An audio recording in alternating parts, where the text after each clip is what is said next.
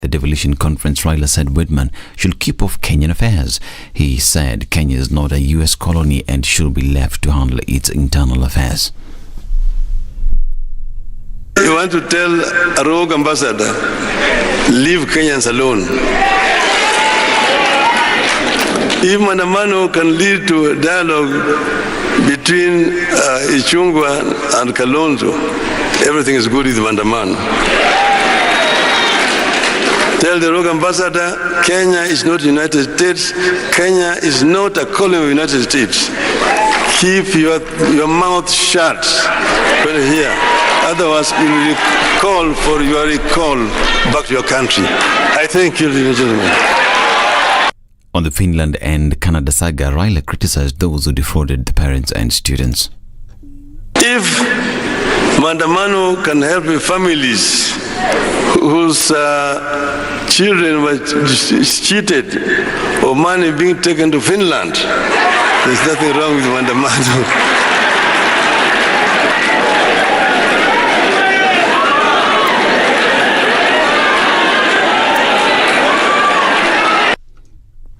Meanwhile, some Kenya Kwanza leaders led by UDA chairperson Cecily Mbarire and Nakuru Governor Susan Kehika have described Raila's remarks as embarrassing, further asking Raila to apologize to US Ambassador Meg Whitman. It's actually quite unfortunate to hear a man at such level talk about an ambassador and tell an ambassador to shut up. What the ambassador stated works against the intention that Raila has had for this country. When ambassador says that the country is open for business, says counties are open for business, Raila has worked so hard in the last 3 months to shut down the economy of this country. Azmi MPs led by Kitui Senator and Okoh also criticized the ambassador's remarks, claiming that she failed to recognize the separation of democracy being carried out by the Kenya Kwanza government since it assumed leadership. These unfortunate remarks were personal and were inspired by the envoy's base corporate instincts of pleasing the buyer to close a deal. Felt hurt when the US ambassador is dancing and praising democracy in Kenya when such rights are being criminalized.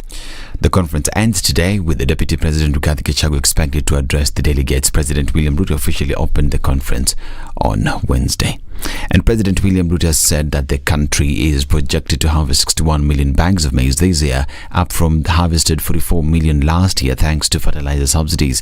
Speaking in Kiambu town, Ruto stated that as a result of the government's intervention that saw fertilizer prices fall from 7,000 shillings to 2,500 shillings, farmers cultivated more acres, leading to improved food production. Ile mbolea ilikuwa inaiswa 7,000, sasa tumefikisha 2,500 na tunasambaza kwa wakulima wote. Na kwa sababu Mungu alitubarikia na mvua mwaka huu na tukapatiana mbolea, wakulima kwa sababu ni wazalendo wamelima kuzidi ile walilima mwaka uliopita, wamelima ekari 1,200 mpya. Ile magazeti haituungi mkono, wao wenyewe wameanza kusema bei ya chakula imeanza kurudi chini. Na ni kwa sababu tuko na mpango, na mpango yetu ni kwamba mwaka ujao, na ndio mnasikia mimi nawaambia wakulima wote wajisajili. Tunataka ile mbolea tulipatiana mwaka huu 3.5 million bags. Next year we want to add another 3 million bags. Kwa sababu hii shida ya njaa lazima tuimalize kikamilifu.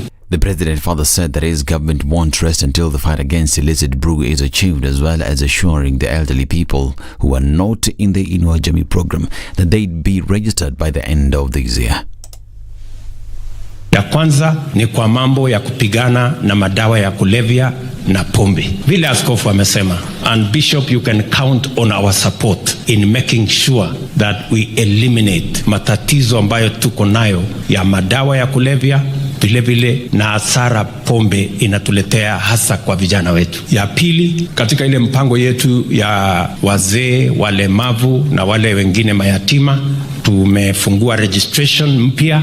Tunajua kuna wazee wengi wametimiza miaka 70, lakini for the last 4 years hawajasajiliwa. Tunaanza kuanzia tarehe 1 ili kuanzia January next year tutakuwa tumesajili watu wengine karibu 1,500 ambao tutawaweka katika cash transfer, tuweze kuwashughulikia watu wanyonge walioko katika miongoni mwetu. This is Newsworm Dennis Osata. Good morning.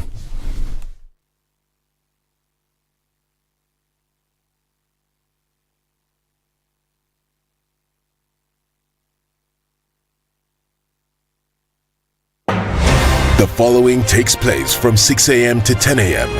every weekday on Spice FM. Revenge is for children. It's for kids. When you grow up, you realize the best revenge you can take on somebody is to ignore them. Now, I'm just new in politics. It is not everybody's cup of tea. That's why some people come in one term and that's it for them. Political parties in this country do not have ideologies, whether luring or otherwise. And that is the effect of corruption. Any time an offense occurs anywhere in the country, it is the job of the Inspector General to look into it. Whether it's corruption, whether it's murder, whether it's petty, that is his job. If we have chosen to be a corrupt nation, then we produce corrupt leaders. Everything then becomes chaotic that you cannot be able to change a nation. The Situation Room, Kenya's biggest conversation. This is one of the hottest show that we can never miss in the morning, and it's a show that really gives a real situation in the Situation Room. Pleasure to be here. Thank you guys so much. Nice meeting you. Even beautiful in person more than in photos. Say that again. Character is like pregnancy. You cannot hide it. You know, people hiding here and there, you know. But after 2, 3 months, 5 months, now you realize, so that is why the attitude that you were showing us, you're pregnant. It's like what my grandmother would say. You cannot pickpocket a naked man. How's that? It's communal, isn't it? No comment. The Situation Room, Kenya's biggest conversation. You tune into Kenya's biggest conversation. My name is Ramanyang. Amen. Amen. So 1 hour is over? Yeah. Oh yeah. Okay. It gets over. Can you imagine in 20 minutes? What the big boys have also done? I'm very proud of myself. When you understand about partnership in politics, it's like the way marriage is these days. When you're looking for a wife, you're like, oh, you know, maybe you can help me pay for fees as I pay for the rent. Why should you have a lioness living in your bedroom? I have to tell you a story. I went for a prayer meeting, which was called for the spouses of candidates for senators and governors.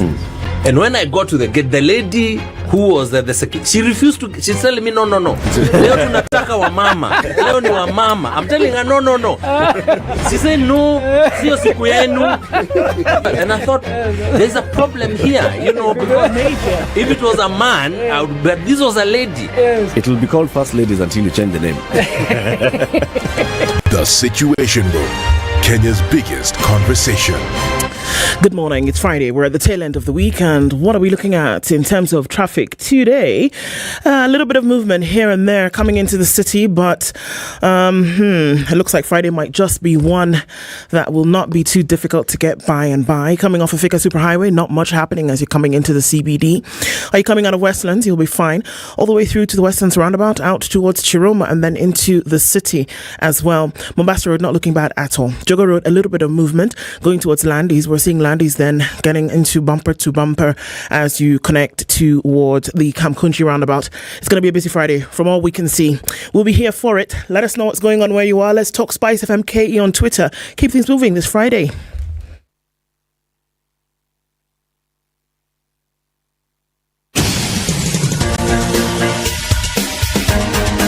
This is The Situation Room, the home of hard-hitting political commentary and penetrating insights about the state of the nation. This is a talk radio experience like no other. The Situation Room, a place for hard truths, debates, and elevated conversations. The Situation Room, witty, political, engaging, deep, controversial. In the room, we have C.T. Muga, researcher, academic, seasoned political observer, a fountain of wisdom in these politically uncertain times. Ndu Okoh, Nigerian by birth, Kenyan by choice, communications expert, Pan-Africanist, a truth seeker and believer in people power, and Eric Latiff, agent provocateur, the man in the chair, seasoned journalist, news hound, a man who believes in punching up, not down. This is The Situation Room, the only way to start your day. Good morning. At 10 after 6 o'clock, how are you doing this Friday? CT, good morning. Good morning, and I cannot hear you. There you are. Good morning. Now say it again now that we can hear you. Good morning, Lou. Voilà, How monsieur. are you today? Ça va très bien. Morning? Ouais. This morning I'm fine. Okay. You know what Ednah did? Ednah gave me a cold cup of mursik this morning. Okay. Ednah gave you what? Ednah gave me mursik. Right. The same Ednah produced Ednah. Yeah, one Ednah. Okay. There's only one Ednah. There can only ever be one Ednah. Okay. now, if I don't speak to her, you will understand, won't you? Why? Why are you the only one who's been given mursik? Sorry, I've brought problems. Excuse me, auntie. City wants mursik. No, I don't want. I don't even want to talk to her. Because now it'll be an afterthought. I'm just feeling nice because everything about me has been calmed. That thing is it has a calming effect. It does, actually. It's fantastic. It does wonderful things to your sugar level and everything associated with it. Balances everything. It does, actually. But more importantly, Ednah gave it to you. Waiting for the landing of the story. That's what you want. So yeah, Ednah sorted me out this morning nicely. I think it should be a regular occurrence, so please put it into your plans. Thank you very much, madam. So good morning, coming in from Thursday and into the last day of the week. It is the 18th of August 2023, and here we are coming into Kenya's biggest conversation with you this morning. The Situation Room starts now, 12 after 6, and a number of things in store for you. City, we had promised you that the sun would shine. I'm sorry to say that not yet. We are still working on it. It's coming. We here's what you and Ednah. Yeah. Yeah. So you're going to be working on it when you're drinking mursik. Yes. Okay. Weather Administrators and Association of Rainmakers. Yes, and mursik drinkers. I'm not letting go of this thing. Just let you know. Well, Association of Mursik Drinkers before 6 a.m. Yes, I'm just telling you that this thing, I'm not letting go of it. Ednah, I beg you. I don't want fight. Not early in the morning. Please do like that, because. Okay, so here we are, the last day of the Devolution conference today in Wasingishu County, and that ends later on today. Probably the last bits of it happening tomorrow. And as we get into conversations today, we're going to be taking a look at then what devolution should look like. And to help us with that, at 9 a.m., let's start from the tail end of things. Politician and former cabinet minister Kipruto Arap Kira will be with us at 9. What should devolution look like, coming off the back end of that conversation that has been happening all week in Eldoret? And at 8 a.m, Dagoretti North MP Beatrice Elachi will be with us. Bipartisan talks. Should we accept and move on? We being who? I guess it's a question that we will be asking. So Beatrice Elachi will be with us at 8. At 7 o'clock, we'll have a Healthy Friday conversation, and a nutritionist, Henry Ngeve, will be with us and talking about evidence-based advocacy for primary health care and nutrition. How important is what you put into your body at whatever stage in your life, then for your optimal health? So those are the conversations that we'll be having today. I can see a number of you getting in online this morning already. Asante Sana for joining us. We'll say hello to you 1, 2, 3 like that as you say hello to us and as we kick things off. But for now, we're going to take a break and look at what the skies have in store this Friday. Is it going to be a chilly morning? Is it the sun going to shine at some point? Don't worry, the sun will always shine. It's 6:15 o'clock. It's Kenya's biggest conversation. Good morning.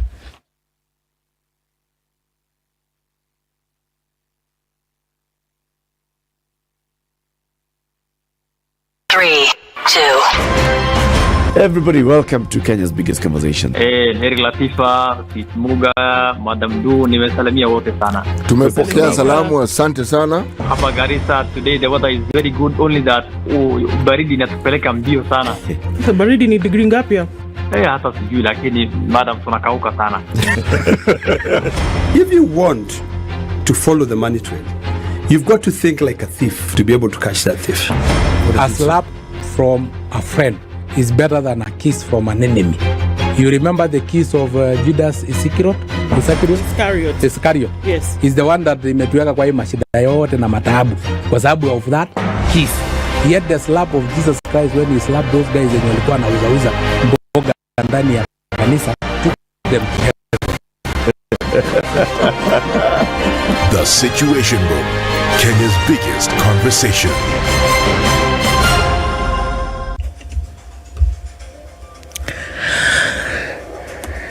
Cloudy conditions at 13 in Nairobi, highs of 24 and lows of 12 today. It's 15 and cloudy in Nakuru, highs of 26 and lows of 13. It's 13 and cloudy in Nyeri, highs of 22, lows of 13 as well. And at 13, partly cloudy conditions in Eldoret, highs of 24 and lows of 12. Mombasa is cloudy at 23, highs of 29 and lows of 22. And it'll go to highs of 29 as well in a partly cloudy Malindi at 24. It's cloudy at 20 in Kisumu, highs of 29 and lows of 18. We'll see highs of 29 in a partly cloudy Kakamega at 17, coming down to lows of 15. It's partly cloudy at 19 in Kampala, highs of 27 and lows of 18. And at 23, Dar es Salaam is mostly cloudy this morning, highs of 29 and lows of 21. It's mostly clear at 13 in Johannesburg, highs of 23 and lows of 18. And Lagos is cloudy at 25, going to highs of 29 and lows of 24. 22 and mostly cloudy in Kinshasa, highs of 32 and lows of 20. At 31, Friday afternoon is sunny in Beijing, highs of 34 and lows of 24. It's 19 and cloudy in Paris, going to highs of 31. And London will see highs of 23, currently cloudy at 19. Thursday night, cloudy in New York at 23. Coming into Friday, we'll see highs of 27 and lows of 22.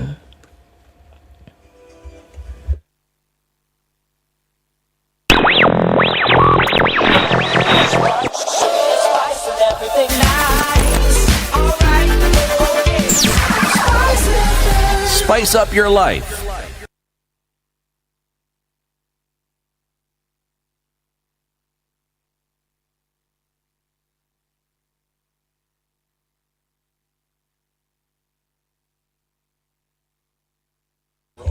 Okay, a number of you online this morning. Karibuni sana already.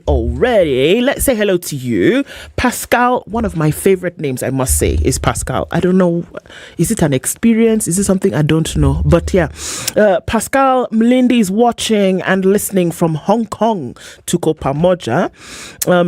Aluman Jr. says, good morning, Spice FM. Keep it up. Love you all. Karibu sana and good morning to you. Ombuya says, good morning, CT and Ndu. I hope there will be Latiff's cake no matter how long he will be away. Yes, cake. CT, we're keeping the cake somewhere. Yes. I trust your bag. Yes. I trust your... Sorry. Yeah, I actually am in this room even as you're speaking about me. Yeah, but go on. Yeah, Cake, CT has, bag. CT has kept the cake in his bag. So we'll do celebrations with Eric when he comes and we'll sing all over again. It doesn't matter that it will be 5 days after his birthday when he comes. We'll still sing the song for him and eat the cake. Nespa? Nespa. It will happen. Nespa, no, you say Cesa. If I say Nespa, you say Cesa. Okay. That's Nespa is isn't it? Then Cesa is it is. Okay, Nespa Cesa. Right. Okay. James Mwangi says, good morning, good work, keep it up and have a wonderful weekend. It's the weekend, it's true. The weekend comes a Friday. Jimmy Wekesta says, good morning, Team Spice. Affirms, it's always my pleasure joining in and tuning into your situation every morning. I wish you all a lovely and blessed day. To you too, brother. Don Sabwa says, good morning all. Our main language used in Malawi is Chichewa. City, it's good this week. You know Chichewa. Ndu, good pronunciation. Zikomo, all of you. Zikomo. Do you remember how to answer, Don? Chichewa. How am I supposed to respond? I don't know. Zikomo. Chichewa is the main language in Malawi. Yes. Now, when he says Zikomo, all of you, he says Zikomo, all of us. Okay, Zikomo, all of us. Exactly. Right. I think, right? Okay. Well, a good Zikomo to you also. Desmond says, good morning. Good morning to all of you. Giving you strength every day. Indeed. Amen. May God give you strength as well. All right.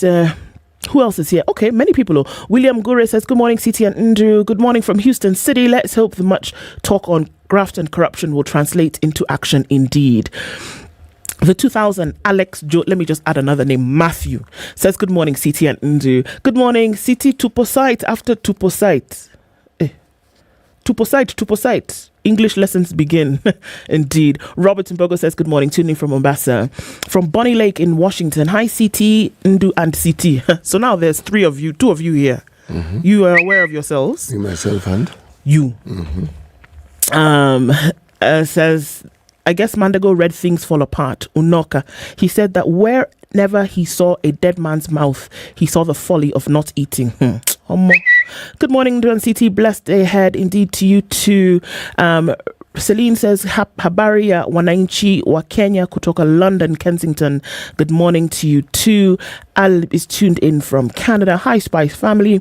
You always spice my evenings. Your evenings these mornings. Yes. CT, kindly don't forget a kaunda suit for next week. Seems to be the fashion item. The president looks very dapper in his countersuits. He does. I must give it to him. Man, he looks good. He looks very, very good. Yeah, I like them. I'm not sure about the imitations, but let's just say that the president looks very good. Everyone now has figured these things look good, and all the people who come now, man, we're going to see all manner of countersuits. But it is good. It is. Yes. I like it. I like the way he looks in them, I must say. It's a very good choice. And his tailor doing a good job. Okay, as we get into it, CT, the Nigerians. Yes, today is our last day. Proverbs, the country of Niger. It is troubling, really, in essence. But that's the proverb. No, it is troubling. That's the opening of my statement. Okay. It's troubling that all those rumbles we're hearing in, well, it's not just the western part of this continent, but even the northern part and beyond. These are what you refer to often as the winds of change, but these aren't winds, these are rumblings of change, tremors of change. But what will they beckon? This is the thing. Every time you hear of a coup or a counter coup, the underlying issue that is a constant is that people suffer. Yeah. People for whom the so-called coup is intended suffer.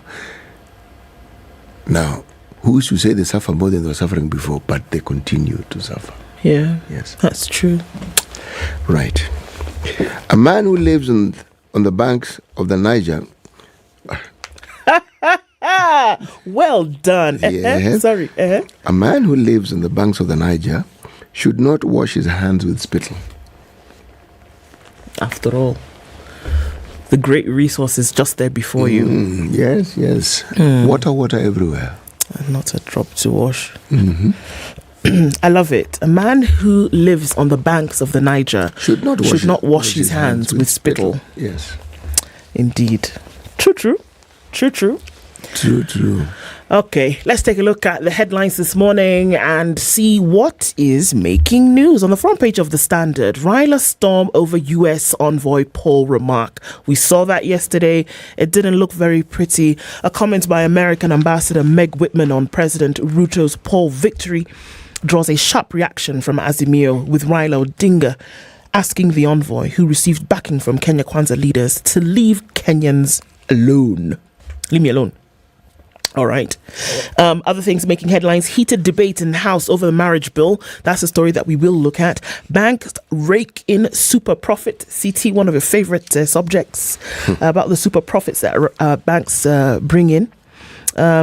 Kenya then gets a lab for sports. We'll look into that. Bad news for Mandago as DPP targets to freeze his assets and his cash. So the case has not finished. There seems to be another scam in the offing as parents' youth narrate overseas jobs or deals. So there's overseas schooling and scholarships, maybe not. And now there seems to be another scam for jobs. Okay, we'll give you the details of that story. BBI Season 2 is what's on the front page of The Nation. Ahead of last year's presidential election, a campaign to amend the constitution fronted by Uhuru Kenyatta and Raila Odinga was resisted by William Ruto. But the Supreme Court eventually scuttled the crusade. Now, the president's and Raila's factions are in talks that are visiting some contentious issues. Okay. It is Healthy Friday. Let's look at one story. Breakthrough as a new way to treat prostate cancer available locally. A highly targeted and effective option for treating prostate cancer in its early stages is now available in Kenya. That is a breakthrough. We'll look at that. Of course, that story also is carried in The Nation. Raila warns the US envoy on dabbing in local politics. A Graft suspect claims that 21 million shillings that was found with himself was a fund to pay for his dowry. This must be a very special wife, because he says that money is to pay dowry as I was going to get married. So you people should not be asking me many questions. There's a reason for that money. All right, we'll look into the details of that story on the back page of The Nation. Underage students at risk of missing out on varsity loans. Some 2,000 candidates who sat the KCSE examination last year and qualified for higher education are likely to miss out on loans for being underage, being the age of 18 when you can take a loan. So it looks like they graduated early, and they might miss out on that. We'll look at those details in a bit. So if you're underage, you are not eligible for a loan? Yes. Because the assumption is that you're taking a loan and as an adult. And if you've not reached the age of 18 at the time when you sat the KCSE and then you're going to be admitted into university, you cannot then take a loan. But does this not also present us with something that should give us a little wake-up call that whatever scheme, whatever plan we had was not all-encompassing? They didn't take that into consideration? No, they didn't. Because you will have some students, maybe they will be... Yes. ahead of their age in terms of what they can do, and they skip a class. That case has always existed. Yeah. Always. So now that is stark discrimination. The fact that someone is underage, that how do you then cancel? Because that's what you've done, an opportunity that is there, right? Yep, it is. You want to tell us what you have? I will tell you. You know, this story of the scams, it's dominating everywhere. But let me just look at the Business Daily and tell you that they are living up to the name of the paper, Business Daily. Okay? Mm-hmm. Peter Kenneth, 3 firms hit with 1.1 tax demand. The taxman is here. KRA corners entities for under-declaring capital gains tax. These taxes are many, and you need to know all of them. Tax was tripled from 5.0%, as in 5%, really. Got it. To 15%, not 1.5, 15% from January. Meaning you're paying 5%, they give you another 10, just so that, you round off this thing. Nicely. Yes, 15, all right? Eyes on CBK's second deputy governor as Ruto picks chair. There was this matter of the immediate former chair of KRA, of course, resigned. That's why he's immediate former. And usually they have to be replaced, don't they? Yes. All right. Andrew Mukite Musangi is set to become the next chairperson of the Central Bank of Kenya, leaving a vacant slot as second deputy governor to be filled to complete the new team to run the Apex Bank under William Ruto's administration. Good thing. Thuge warns Parliament against reviving interest rate caps on loans. All right. The Central Bank of Kenya has warned MPs against proceeding with a bill. So Central Bank of Kenya now warns the Parliament. All right, this is good. One independent institution head warning another institution. This is good. That seeks to reintroduce caps on interest rates, arguing it will hurt the economy. How can it possibly hurt the economy? If you want to reduce the caps on interest rates, it will hurt the economy? That's what... Did I get you right? This is what it is saying here. Well, Central Bank increased the base rate. Just the other day. What does the base rate do? The very thing that we are being told that if you cap the interest rate, the capping of the interest rate comes along because there will be financial institutions who take advantage of these things. The moment you hear base rate has been raised, we have raised interest rate because even for us, the interest rate has been raised. So now, blah, blah, blah, blah, blah, blah, blah, blah, blah. And one more blah. Yes. The capping comes in because of those many blahs. Okay? Yes. LSK to self-regulate in war on dirty cash. This money laundering thing, the one they were saying yesterday. And whistleblowing. I really want to see how this one will pan out. Me too. Whistleblowing. I want to see. Auditor flags 630 million in SSF dead portfolio. I often wonder, when Auditor General goes home to sleep every evening after having flagged, he's just waving flags everywhere. Red flag, saying there's a problem here, there's a problem there. Every time. Does it not weigh heavy on her head? I think it does, but she sleeps soundly because she's done her job. She's done her bit. I mean, if you think about it, the Auditor General, an audit, they're just telling you what they found. They don't come with things to place or to plant. All they're doing is telling you, when I looked at these details and these books, this is what I found. And when I looked further, I found things weren't adding up. They are telling you what is in existence. So then it's up to you to do what you want to do about it. But this is my job. I've told you what it looks like. If you're happy with it, then okay, fine. But hey. Well, my dear, even if you're unhappy with it, it's still okay, fine. It's still okay. You can be. This is one of these beautiful things about being given a choice. You have a choice to be happy or not to be happy. Yeah. Let me look at the Star briefly. Can I? Which one were you looking at before? That was Business. Oh, that was Business Daily. Yes. Voila. All right. Star. Please. Why Raila is at war with the U.S. ambassador. Azimio leader calls envoy rogue, says she should shut up over. Hey, goodness gracious me. Why? Imagine. Hey, okay. Over 2022 poll battle with Ruto. The story is on page 4 and 5. Then bang in the middle, there's this picture of Raila being given something that looks like a long pole by somebody who looks like a traditional dancer. I'm told this is now when you came to the Devolution conference. Then a picture immediately on the other side, talk of balancing. There is President William Ruto in this resplendent countersuit. It's nice, eh? Beige color. Yeah? And then we have the envoy, the American ambassador to Kenya. This is cream white. I'm not sure, but it's a very nice garment. She's also wearing a kaunda suit. No, she's not wearing. She's wearing suit. Okay, not kaunda. Okay, she should try kaunda. She could. I mean, she could kick it, isn't it? She could. Then at the bottom, there's a picture of former immediate governor of Uasin Gishu, together with a gentleman called Joshua Lelei, Mesha Krono in the Nakuru court. 3 gentlemen. Yes, who have cases before the court. Voila. Okay, so how about we take a look at what's going on the roads in terms of traffic, then we can come back and look at these stories in more detail. It's 28 minutes to 7 o'clock. Into the papers, see what's happening with the news. Good morning, everybody. It's Kenya's biggest conversation. We continue right after this.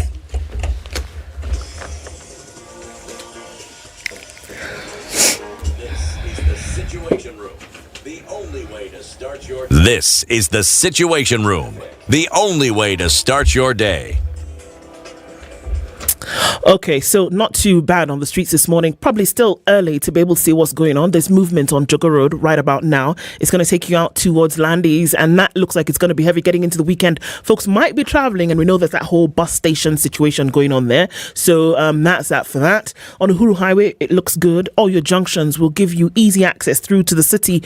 For now, it doesn't look like anything too crazy. North Airport Road moving along from Cabanas out towards the Outer Ring Junction and then through towards the Eastern Bypass. There's movement there. It's normal for this time of the morning, so let's just take it as it comes, right? Langata Road looks pretty good as you're getting into the city. You're going to get past the Nyeri Stadium Junction roundabout and then through towards the Uhuru Highway. Are you coming out of Westlands? You'll be fine. Going to Westlands also not too bad. As you're getting to the mouth of Chiroma and then to the CBD is where we'll see some action. The Thika Superhighway also looks pretty good. Hey, it's a good Friday, is it not? It is. Let's talk Spice FM KE on Twitter and keep things moving this morning.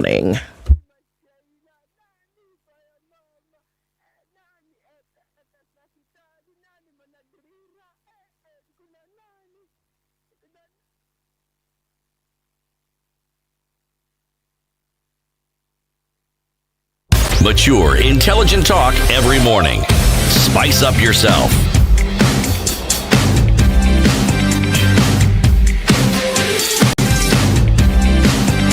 Mornings done right. 94.4 Spice FM, Nairobi. Let me tell you. A civil servant is seeking to overturn a court order freezing his 21 million shillings in a bank account. Okay. Daniel Munyoki Wambua, an accountant with the Kenya Rural Roads Authority, KERA, whose account was frozen by Justice Esther Maina on August 10th, claims the court was misled by the EACC that the money in his equity account was corruptly obtained. EACC obtained orders freezing Wambua's account for a period of 6 months. Wambua, through his lawyers, Dance and Omari and Martina Suiga, said the 21 million shillings in his account was a contribution from 950 of his friends and well-wishers to pay for his wife's bride price. He has asked the court to set aside the order so that he can access the money to enjoy his right to marry, as enshrined in Article 45. of the Constitution. In his bid to justify the 21 million shillings, Mr. Wambua has submitted screenshots of M-Pesa transactions from 950 people, showing different amounts sent to him. That the amount in Daniel Wambua's dowry account number, blah, blah, blah, blah, was specifically for the purpose of collecting funds from friends and well-wishers for the purpose of paying dowry for my intended marriage to the wife of my choice is guaranteed as a right under Article 45(2), he stated in his affidavit. He denies being involved in corrupt and shoddy dealings, adding that he draws a salary of 170,000 shillings with a net of 61,000. Contrary to the EACC's evidence that his net salary and other statutory deductions was at 55,607 shillings to the cent. He adds that the EACC failed to disclose to Justice Minor that the account it was investigating was that of Daniel Wambua dowry account, which was to be operated for a period of 4 months. They did not look at the dowry account part. They just looked at the Daniel Wambua. And if they had looked at it properly, they would have seen that this is for what? It is for dowry. It's not normally where my money goes. All right. He further alleges that the freeze orders obtained by EACC have disrupted his planned bride price payment party, which was scheduled to take place 2 days according to the Kamba customary law. He says he will prove and defend the source of the money in the said account, adding that he also has a fixed deposit account in the same bank which contains money from his farming business that EACC seems not to know about. Well, now you've told them. In his account, he says he has saved 3.5 million shillings. So even this is just... And he earns 165,000 shillings. Before tax. So after tax, his money comes to around 55,000-60,000. How long has he been working with... Kera? I'm not sure. Doesn't say. No, it doesn't say. Mr. Mbua says, let me test, he himself, he says his case is strong because his marriage committee has a chairman who used to receive the dowry money and will also testify in court. Okay? Pending the hearing and determination of the case, Mr. Wambua is asking the court to set aside the orders stopping him from making transaction in his other accounts as his business has now crippled. He also wants the hearing date to be moved from February 2024 to a date this year because at the end of the day, man must marry. You know something? The EACC may have faults as any organization that is led by human beings must, because it will manifest the errors that are inbuilt in the hard drive of human beings. But of all the accounts that are held by Equity Bank, by all the employees of Kera, he is saying that EAC determined that he is the one they should pick on. Yes. What is now done is put the spotlight on some 950 people if they exist. Nicely. Because who are they? Yes. And they've been giving you money small until it reaches 21 million. That's fine. You go ahead. And then you've said, you've shown M-Pesa. That M-Pesa account is going to be looked at with the tooth comb. It's usually a toothpick. It's usually fine tooth comb. And your comb tooth. And your comb toothpick. Yes, that thing, he doesn't know. And then he proceeds to give them even more evidence. I even have another account. They know about the account.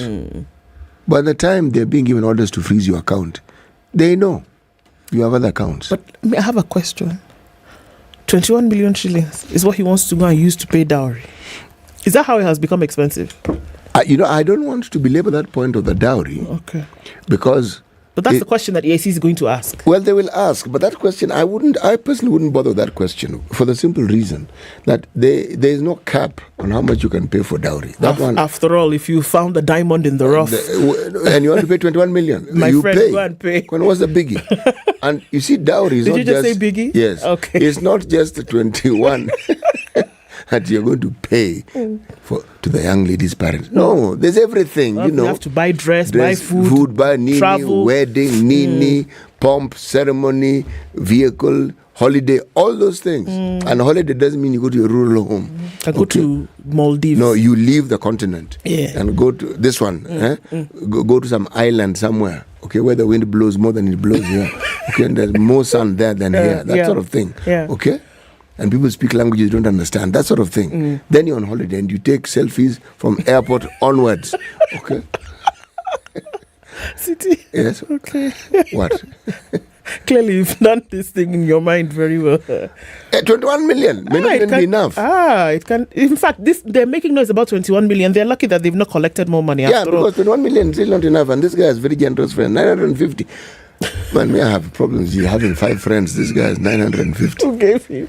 Maybe you should donate some to me. Okay. Okay, so it's possible. Oh no, it is very, very possible. It is very, very possible. I pray that even as he speaks confidently about having a strong case, that he understands by the time the ethics and the corruption come for you, they have a strong case too. And there are things they know which they haven't told you. So you can be saying whatever you want to say. It's okay. But this one is in the be knowing context. That they also know things. Okay? And they've done due diligence. And believe me, they will unearth things you will wish you had plea bargained and said, folks, can we just talk? But in the 80s, CT, yes, how did weddings take place? 21 million, can you? No, in the 80s, I remember one of the things that used to happen immediately after we left college. That's when this Harambe thing began.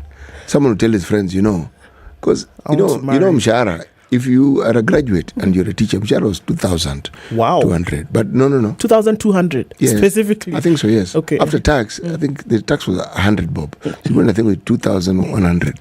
But don't joke with that money. You could do stuff with that money. Oh, yes, you could do stuff with that money because you could put money in SACCO, you could pay rent, you could even save money. You could do all those things. Since you said 2,000. 2,000 Kenyan shillings, yes. And every year, you had an increment of 10%. Wow. Yes. Okay. Those were good days. So to another, was it 10%, 200 on top of your salary. So you could marry? No, you need a friend to help you. Because by the time you work for something like around 10 years, that's when your salary was 4,000. Now you can marry? No, you could marry even then. But the key thing is you needed to understand the concept of installments. Okay? No. Do you take a wife in installments? No, you do. You take a cooperative loan. Okay? So they've said they want money. You take a cooperative loan. Friends come. It was normal. You have friends, you have like a small party, people drink tea, drink soda, they drink warm sodas and eat cold and then eat cold pilau, that sort of thing. So then they raise money, at least now, and that was for pre-wedding and ceremony. Yeah. That's the money for. Dowry is up to you. Yeah. That's your business, and in many cases, the wife to be helped you. She also took loan. And give you. Come and marry me. Yes. Okay. No, she knows how much you earn. After all, she was in college with you. She knows how much you earn. So she also helps you. Then you go and pay the parents. And dowry never ends. So people say it is okay. That's the beauty of marrying when you're young. People understand you're young and you don't have money. But I'm told there's some communities who don't care. So you want to marry, you pay. Yes, no. And if that girl has gone to university, you pay. If she's got a diploma, you pay. Then if she has a title, this kind, advocate, lawyer, doctor. No, you're in trouble. Doctor Nini. No. And plus, if her family feel even them they're not doing too badly, where? So this guy could be onto something here. No, the 21 million. I'm not querying. It is in this day and age. It's very it's possible. With like an Erasmus at play, when he has seen how other people have weddings. Why? Don't joke. So, just for purposes of clarification, Erasmus is Instagram. CT, please give us a story. Right. Remember, Nurdin Haji left that office of DPP and became now head of NIS, meaning every intelligence in the country, Nurdin knows. Yeah, every intelligence. Yeah, he knows that's Nurdin's stomping ground now. But he left a vacancy. Now it appears that vacancy is about to be filled. And the headline on page 10 on National News, Ruto taps insider, Renson Mulele. Okay, his full names are Renson Mulele Ingoga. He has been nominated by the President William Ruto to be the new DPP. Well, karibu sana ndugu. We will wait and see how he runs the office. It's a very demanding office.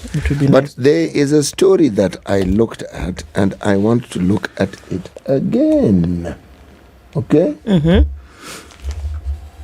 This story of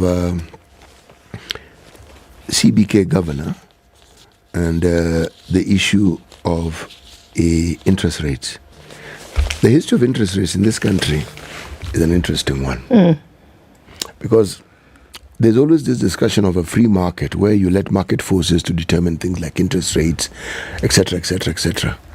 But unfortunately, when unusual circumstances prevail, then it becomes very, very difficult for some of these things to happen. And now the central bank actually has that mandate to muck around with these interest rates, base rates, and so forth. That's their job. They're supposed to stabilize these things. Yeah.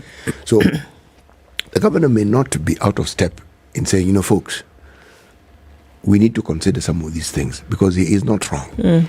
If you cap the interest rate, it will have an effect, but the debate is then raised. What sort of effect? According to this article, the effect, he says, will be adverse. There are those who say, no, it will not be adverse. The discussion, if you ask me, is how banks in this country behave. How the management, how the boards of these banks. There are no government banks. No. The government bank is a CBK. Yeah. Okay? But these are banks are private entities. And every once in a while, at certain specific times in the course of the year, you will hear of the horrendous and humongous and the obscene amounts of money that these institutions declare as making. Okay? Yeah. Now, once you understand this, you understand that where the members of parliament are coming from. But then again, there's the argument that the central bank governor would bring into play into the discussion. After all, this man is a trained economist. By the way, didn't just walk around and and pick up a degree on the ground. No, a PhD at that. Johns Hopkins, no less. So the man has worked for the World Bank. He understands these things, but there's something called the reality of what we have. Okay, talk interest rate, talk base rate, talk what you want to do. At the end of the day, what we have in this country is people can't afford to live. That is true. So if anything you are doing makes that situation worse, it doesn't matter how good it is in the long run, it will be opposed. It will. Yes. Let me tell you about members of parliament still, and they're opposing the bill on marriage dissolution. Remember that there was a bill that was fronted. Let's look at the details. A bill seeking to allow couples to annul their marriage within a year after wedding and by way of mutual consent has sparked a debate in the National Assembly. Others want to marry, others want to dissolve. Okay. MPs from across the political divide voiced their dissent to the bill that had been tabled for the first reading on Wednesday, claiming that it was out to kill marriages. The bill seeks to amend the current act and make it legal for couples to endorse mutual separation, meaning they have agreed to live separately as husband and wife, whether they live under the same roof or not. Grounds for a couple to seek decree of divorce, the bill says, include that the marriage has irretrievably broken down, parties have mutually separated for at least 1 year immediately preceding the date of presentation of the petition, and the parties have mutually agreed to dissolve the marriage. The court may grant a decree for the divorce if the petition is made after at least 1 year of the celebration of the marriage. The parties jointly present the petition. Both parties freely give consent to the divorce in writing, and both parties are present in person at the hearing of the petition. Follow me so far? Yes, follow me so far. The court may, however, on the application of a party, nullify a decree of divorce on grounds that the consent was obtained by coercion, fraud, or undue influence. The wife or husband in a marriage which has been annulled by decree absolute of the court shall be deemed never to have been married. Now, this bill was brought forward. Members of parliament said, no, Bwana, you're trying to kill marriages. But exactly, that's what it's trying to do. Is it not?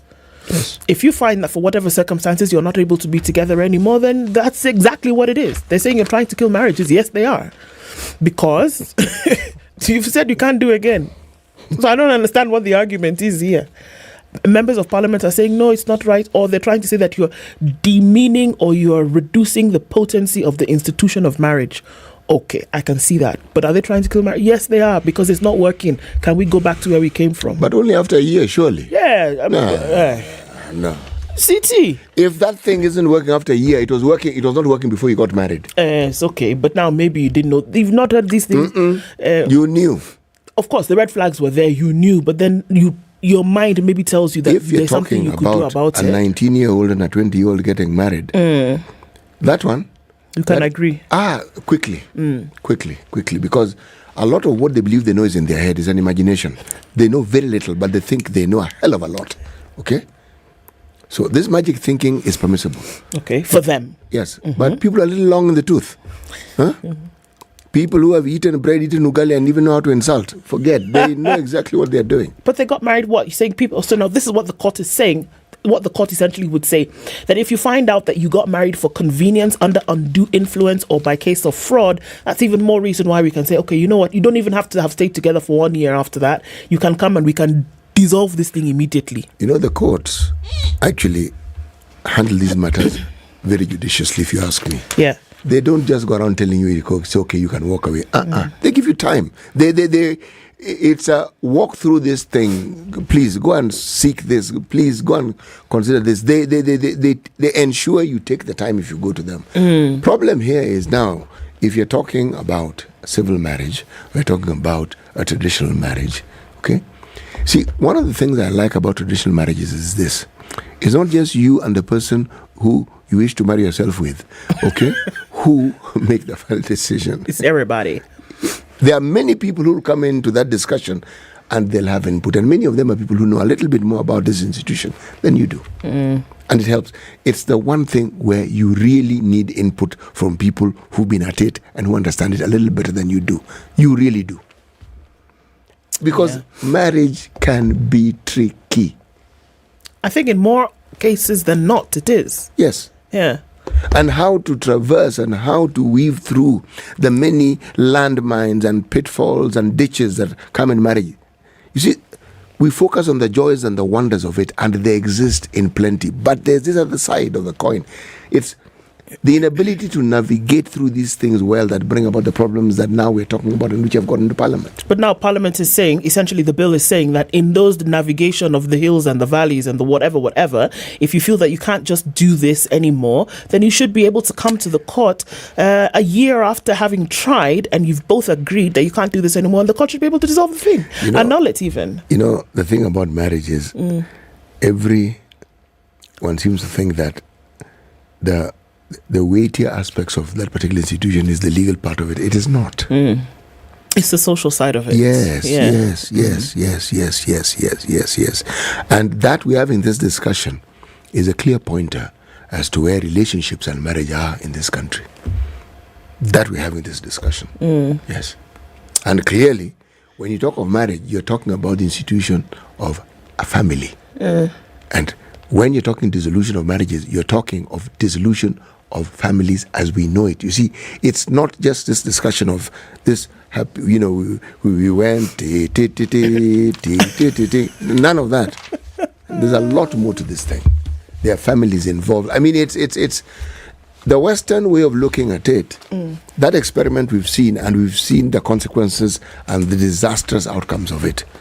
I like the way we go about things on this continent. Yeah.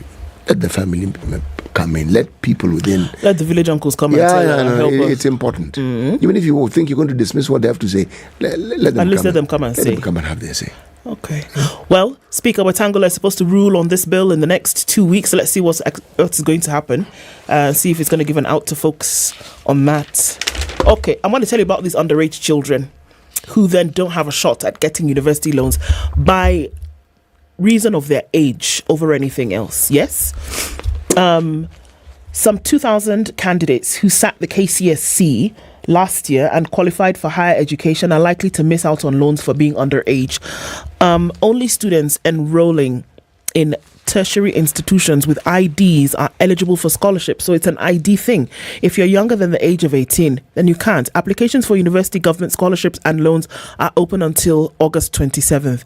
And if you've not turned 18 before the 27th of August, then obviously you cannot apply by virtue of the fact that you do not have what? You do not have an ID. The Universities Fund and Higher Education Loans Board will thereafter process applications to ensure timely disbursement for beneficiaries to complete or to begin studies in September. The National Parents Association is pushing for a review of the qualifications to allow the underage students access loans using their parents' IDs, birth certificates, and chief's recommendations. The association's chairperson, Silence Obuhatsa, says it is unfair to deny the students loans due to being underage. He said the minors reach 18, they will get the IDs and continue getting loans using their personal identities. He added that many students apply for the IDs, but they are not yet ready. So there are many things that are happening here. Number one, you apply for an ID, it has not come out. Without an ID, you cannot apply for a scholarship. Number 2, you're younger than the age of most by the time you finish high school.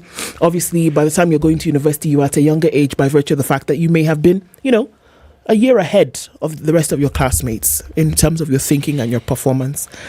And then there's the whole thing of then delaying when it comes to the processing of these IDs. I think it actually makes sense. If I've applied for an ID that has not come out, it is you who has not bought it out.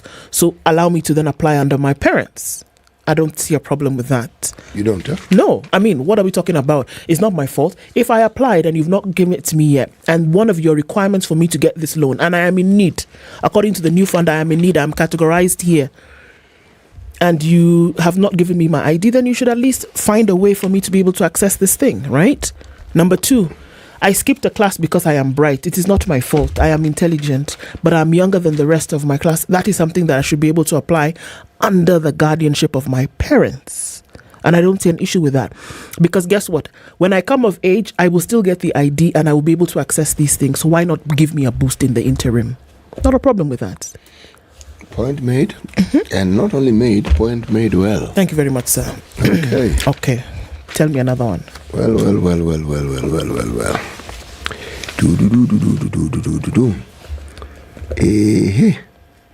What do I want to say? Now, I'm not going to talk about the banks and the profits they make. Siasa in the Star. This is the top right-hand corner in burnt brown. Political turncoats in Kenya politics. Epiphany or survival? Political turncoats in Kenya's politics. Epiphany or survival? This is a topic that is worthy of discussion. But it also points, in my mind, to the soul of the country, where it is okay to say one thing, do the complete opposite, and when the opportunity presents itself, change your mind once again and do something completely different. Justify it. And the justification doesn't mean it is understood or accepted. You just pronounce it, and then you proceed to the next thing, pronounce it, and change. Yes. But what is forgotten when all these gymnastics are taking place is that there's an audience that is watching you. There are people who are observing everything you do, and they are called the youth. And they will look at it as something that they can emulate, and they will emulate it. And the consequences, as normal, will be dire. Yeah. Yes. Okay. In about a minute, let's look at one last story here. It's on the back page of The Nation. Actually, no, it's not. It's almost on the back page of The Nation. Here we go. Turning that page. Okay, it's a Health Friday conversation and a new way to treat prostate cancer available in the country. It's a good one. It's known as a silent killer, especially in men. Highly targeted and effective option for treating prostate cancer is in its early stages, and it's available in Kenya now.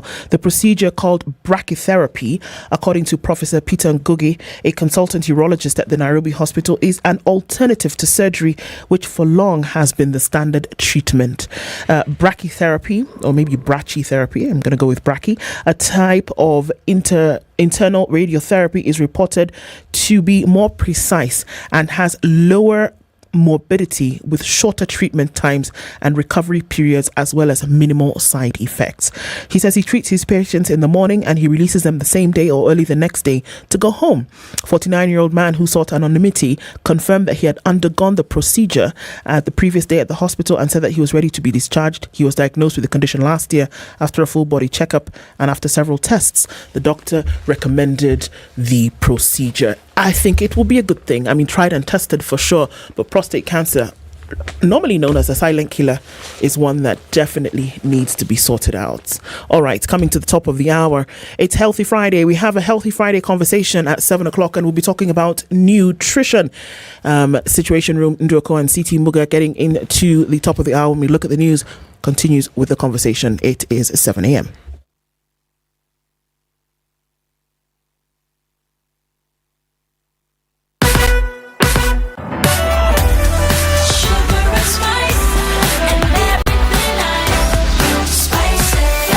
Spice up your life.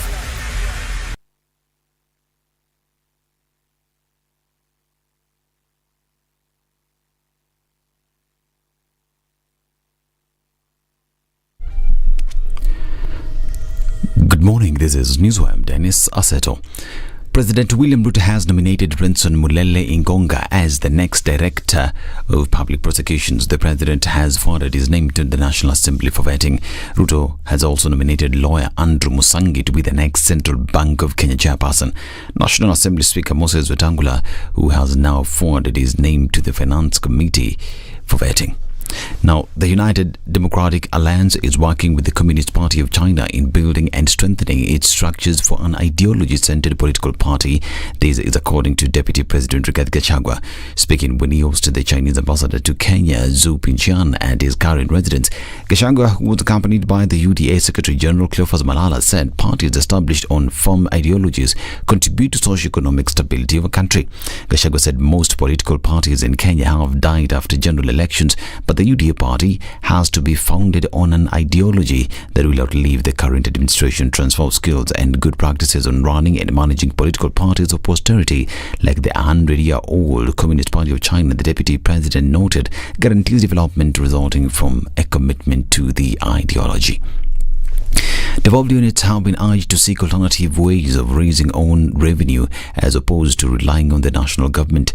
Treasury Cabinet Secretary Njuguna Ndung'u expressed that in the last 10 years, counties have performed dismally in harnessing generation of own source revenue to meet the development needs of counties.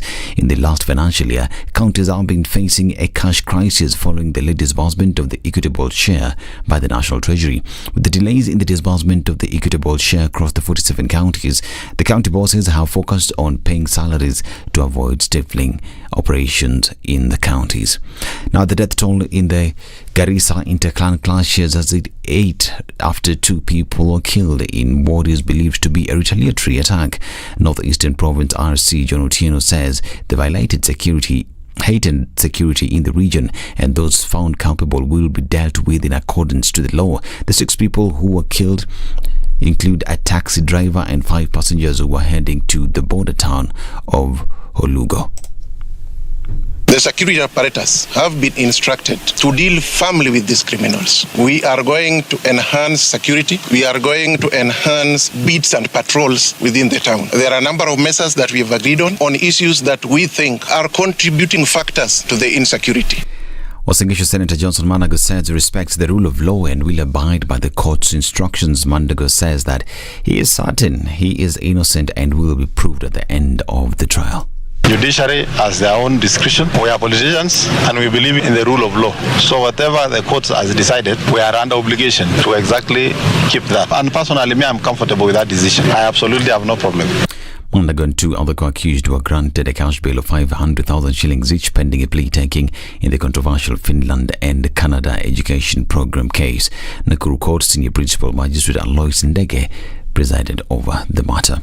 Now, Diana Naliaka, the main suspect in the murder of Kilifi County Chief Officer in charge of Fisheries and Blue Economy, Rehab Karisa, will be detained at Malindi JK prisons for 2 weeks. Naliaka was arraigned before the Malindi Chief Magistrate's Court for the murder of Karisa on July 20th. She was working as a house help for Karisa before she stabbed her to death. Karisa had just arrived in Kilifi from a week-long tour of Italy when an argument ensued between her and the house help before she was fatally injured.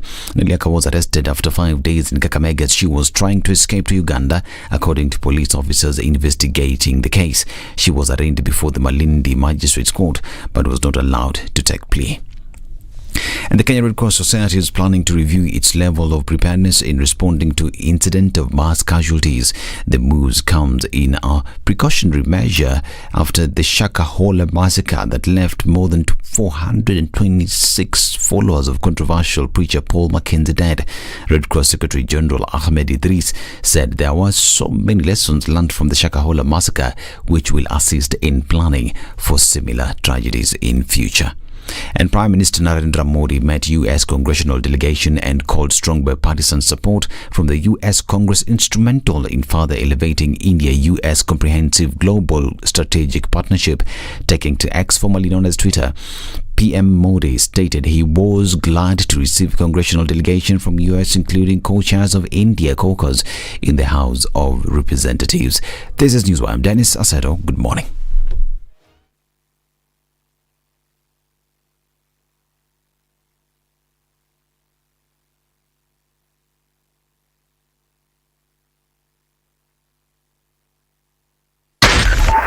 Spice FM, Nakuru. Okay, traffic is not a problem. Even now, as we're getting into traffic hour in about half hour or so, we're seeing a little bit of movement getting into the city from the thicker superhighway, but again, negligible. Nothing to really worry about at this point. It's a little bit dark out, even at 7 o'clock, so we're just going to keep an eye on things. You want to use your lights, folks. I know there's some, movement out of the city this morning. So if you're heading in a westerly direction from Nairobi, please use your fog lights. They are important. All right. Are you on Cabanas getting out towards the North Airport Road, touching a little bit on Outer Ring? There's some movement there, and you're getting off Jogo Road, then getting towards Landis. We'll see movement there as well, but it looks like Friday is going to be easy streets getting into the weekend. Outbound traffic might pick up closer to 8 o'clock, but we'll keep an eye on things.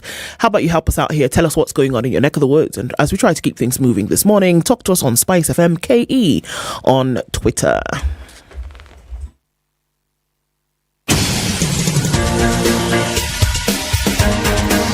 This is The Situation Room, the home of hard-hitting political commentary and penetrating insights about the state of the nation. This is a talk radio experience like no other. The Situation Room, a place for hard truths, debates, and elevated conversations. The Situation Room, witty, political, engaging, deep, controversial. In the room, we have C.T. Muga, researcher, academic, seasoned political observer, a fountain of wisdom in these politically uncertain times. Ndu Okoh, Nigerian by birth, Kenyan by choice, communications expert, Pan-Africanist, a truth seeker and believer in people power, and Eric Latiff, agent provocateur, the man in the chair, seasoned journalist, news hound, a man who believes in punching up, not down. This is The Situation Room, the only way to start your day. On this 18th day of August 2023. Good morning and welcome to The Situation Room. Kenya's biggest conversation gets into its second hour as we then now have a Healthy Friday discussion, and we'll be looking at matters nutrition, what you put in, etc., etc. Our guest for the hour is already seated, and as we get into it this morning, the 29th of October is a day that's ringing in our heads already. And you ask yourself, what's that about? Well, the 20th edition of the Standard Chartered Nairobi Marathon takes place on October 29th. It's Kenya's largest single-day athletics event, and it's back again this year, and it is bigger. Get ready for the 20th edition of the Standard Chartered Nairobi Marathon. Join everybody at the Uhuru Gardens on the 29th for a day of running and commemorating 20 years. Register for 2,000 shillings at www.nairobimarathon.com. All proceeds are towards the Future Makers program, which helps young people, especially girls and people living with disability, to learn, earn, and grow. It's something you want to do? Let's do it. Even as we talk about CT's favorite cartoon, it's on DSTV. It's who? Chipmunks and the other fellows. It's one fellow and the three chipmunks. Yes. This is your favorite program. I will remind you about it. Focus on the chipmunks. Okay, let's focus on the chipmunks, and their names are Alvin, Simon, and Theodore, and they're back with a fantastic new season on the classic animated series Alvin and the Chipmunks. They're brothers, and they're famous rock stars who tour the world with their best friends, the Chipettes. The new season started on Nickelodeon. It's on DSTV channel 304. Allow your kids and CT this wonderful filled world on DSTV to get this world-class kids content from over 15 dedicated channels. All you need to do is download the My DSTV app or dial *423# and get on 1 month of family for just 2,999 shillings. All right. Henry Ngeve is in the hot seat in the Situation Room this morning, and we're talking matters nutrition. Henry, good morning to you, and karibu sana to Kenya's biggest conversation. Good morning to you too. How are you? Very well, thank you. Henry is the chairman of the Nutrition Association of Kenya, and we're having that nutrition conversation this morning. What you put in guarantees what you get out, but let's put in some wisdom. CT has today's proverb from Niger. This is our final proverb from the country of Niger. A man who lives on the banks of the Niger should not wash his hands with spittle. Wow. What do you think about that, Henry? I think it's quite an interesting saying, because whatever you put into your mouth, at the end of the day, determines your output, as you've well put out. And it's very important to note that our bodies are fueled by what we eat. And the output that we get is determined by the foods, which in most cases are can be poisonous, and some other times can be something that builds the body. When we talk about nutrition, there are two things that comes into my mind. Number one is that whatever we eat determines the energy that we have. Number two determines what is important and what at some point might cause disease. And the food that we eat determines two things. Number one, the foods and how we prepare it. And number two, does it give you what we need? And one of the biggest things that we are suffering as a country right now is the issue of the non-communicable diseases, which are brought about by the foods that we eat in most cases, because there is one thing that we have really negated, the aspect of discipline in what we do. We still and have the information, and some people do not have the information of the foods that they should consume. And therefore, that is where the problem is, because we have the information, or some people do not have the information, but then they do not focus on it. Okay, well, if we were to now do some basic definitions of things, oftentimes we talk about nutrition and food and we lump them together, and it's clear. I mean, if I'm eating food, then I'm feeding my body with nutrients. So what would be a definition of nutrition in the real sense? Thank you for that question. Number one, I'll talk about safety. Because even if we are talking about that plate that you have on the table, how you prepare it is very important. Because we are at a situation where we are using a lot of herbicides and a lot of pesticides on the crops that we are growing. That is number one. And you realize that whatever is happening in the streets is something that really needs a bit of discussion, because you realize that whoever prepares the food, that mboga, uses one container or karai to wash, or most of the vegetables, for example, that they use at the end of the day, or whoever will come. A population of around 100 or 150 people will be washed their vegetables from one karai, meaning that if the vegetables had a bit of pesticides, whatever has been used the whole day will still be given to the person who will be 150th. Meaning that one of the serious issues that we have is the issues of food safety, before we even talk about that plate of food and how it should be presented. Number two, that is one. Number two, when that vegetable is cut to small pieces, then you go with it at home. And remember that you realize that whatever has been washed, you've gone with a bit of herbicides at home. And that is why we keep on saying it is very important for us to ensure that we clean our vegetables or fruits very importantly, so that by the time you're going home with that vegetable, it's clean and safe. We've left the aspect of saying should be nutritious. We are saying that food should be nutritious and safe. Because at the end of the day, that plate, because before you even talk about that plate, we've talked about safety of that food. So when you get home, you need to wash it nicely again before you even start preparing it. And then you have your plate, which now should contain a bit of starch. A bit of starch is divided into two. We have the whole starch and we have the refined starch. The refined starch is what a bit of population are consuming, because if you look at, for example, the flour that you use at home, it's the sifted flour, which means that it's highly sifted. It's readily available to the body when you take it, and that is why we are struggling with the issues of overweight in our population and obesity. And therefore, having said that, it's also important to note that the other part of starch is the whole foods, which we should be concentrating on. The whole foods should be the foods that are not sifted or are not refined. For example, we have the whole maize. We have maize that has only been sifted once, not highly sifted. And we have proteins, which it's usually in two different types. We have that one from the plant sources and that one from animal sources.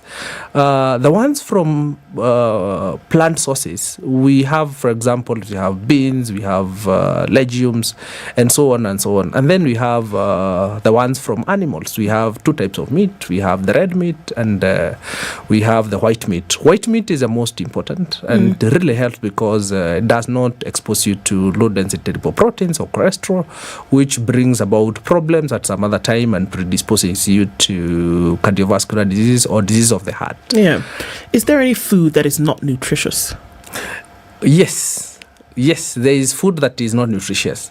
For example, what I've just talked about, the highly sifted flour. And that is why the government of Kenya has come up with a very good strategy to ensure that whatever you lose when this process is happening, the process of sifting and refining it, we do what we call as fortification of foods. That is reintroducing nutrients or micronutrients or things that are very important for the body. They're introduced back in the process of sifting, because when this process is happening, the process of sifting the maize flour, a lot of micronutrients, very essential micronutrient, get lost. Like in the husk, for example. So yes. Nutrients remain in the husk. Wait.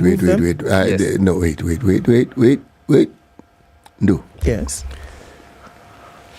The maize that is then turned into flour has all these nutrients before this process you're calling sifting takes place. Yes. So we sift and remove them. Then we look for something called fortification to return what we removed. Now, tell me. Yes. Is this not a bit strange? Why do you remove it so that you can replace it? I mean, why don't you just leave it where it is in the first place? In fact, that is why we say that the most nutritious and healthy food is the maize that has not been sifted as much. So why allow the sifting? Because of customer preferences. They want a smooth finish, essentially. Yes. No. And ugali, which is extremely white. That thing was introduced to them and they've been used to it. Prior to sifting, see, I have this advantage of age. Okay? Yes. This sifting was brought about by business people in that particular environment. Yes. Prior to that, the sifting didn't exist. And then, because of the marketing that then took place, you were told the whiter that thing is, the better it is. Yes. And plus, when you eat it, it's lighter. It is good for you. It was always billed as being good. Yes. Now we are saying this thing is really not that good. Now, in my mind, we are now not combating nutrition, we are combating businessmen. Because the very same people will now come and tell you we have fortified. Yes. Now, think about this. If you were to buy a car and you're told what we're going to do with this car, the way it has come in, it has a stereo, it has the ability to provide you with a visual reference when you're reversing. It has sensors that can do all sorts of things for you. Yes. But what we will do, so that the car looks better, we will remove all these things. Okay? Yeah. Then, when you've bought it, we will return them and charge you. Now, I mean, this whole process, if the government, now, this is not your purview, but I'm just asking as a nutritionist. Yes. If the government really wanted to ensure that people benefit, should they not then insist, because they have the power to, say that in this country, you can mill all you like, but you're not removing the natural nutrients?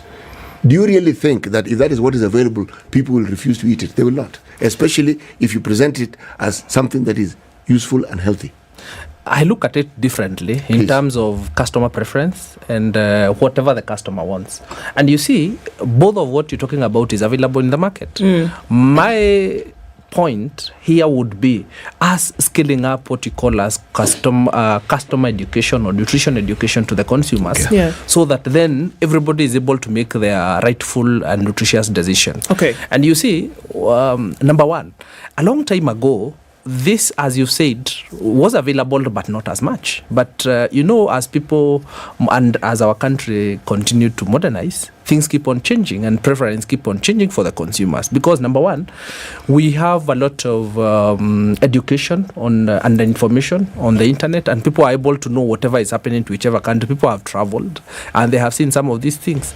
And you see, the more we have embraced the issue of refined foods, the more we start struggling with the issues of non-communicable diseases. Okay. And people are starting to realize that however much I want to live in terms of doing what you need to do, there is the aspect of NCDs or non-communicable diseases that people are struggling with. And if you look at, for example, the Kenya Demographic Health Survey that was released in the year 2022, you realize the situation is very serious.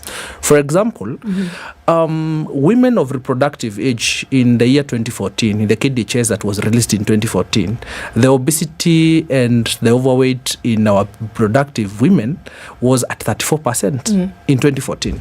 In 2022, it's at 45%. It is going up. But the question is, what is happening? Where are we missing it? At that personal level, there's so much that needs to be done. Number one is nutrition education and ensuring that it's done. And it's done in the best way possible. Because the discussion that we are having, it's on nutrition and PHC, primary health care. So how do we do it? And how do we ensure that this population, this 45% of our productive women who are overweight and obese, how do we deal with it? Why is it that things keep on going up? It's simply because we have focused more on the refined foods. So are we saying, Yes. based on what you've just preferred here, that there is a direct link between refined foods, overly refined foods, and then the lowering of nutrition in the body, which could then lead to some of these diseases that we've seen today, even as we go towards now primary healthcare? Yes. You see, starch is the food that we consume and the energy that you get. You take much of it, the body will use what it requires and then stores the rest. When the rest is stored, that is what is stored in the body as muscle or fat. So it's basically food. It's basically food, what you're consuming, if you don't want it as much, and then it's stored in the body. That is number one, the refined foods. Number two is the sugar-sweetened beverages. We are taking a lot of sugar-sweetened beverages. And that is why these sugars are being stored in the body. And we are doing not so much on physical activity. At our own personal level, you realize that someone has a very sedentary life. They live an office and you don't walk, get into your vehicle, get into your parking, walk 2-3 steps, you get into the house. On weekends, you sit down, watch TV or work on your laptop. You take your car, you drive, you don't. We should also focus on physical activity because that energy needs to be expedited. Okay. Yes. There's been a lot of information more recently that you will see babies born.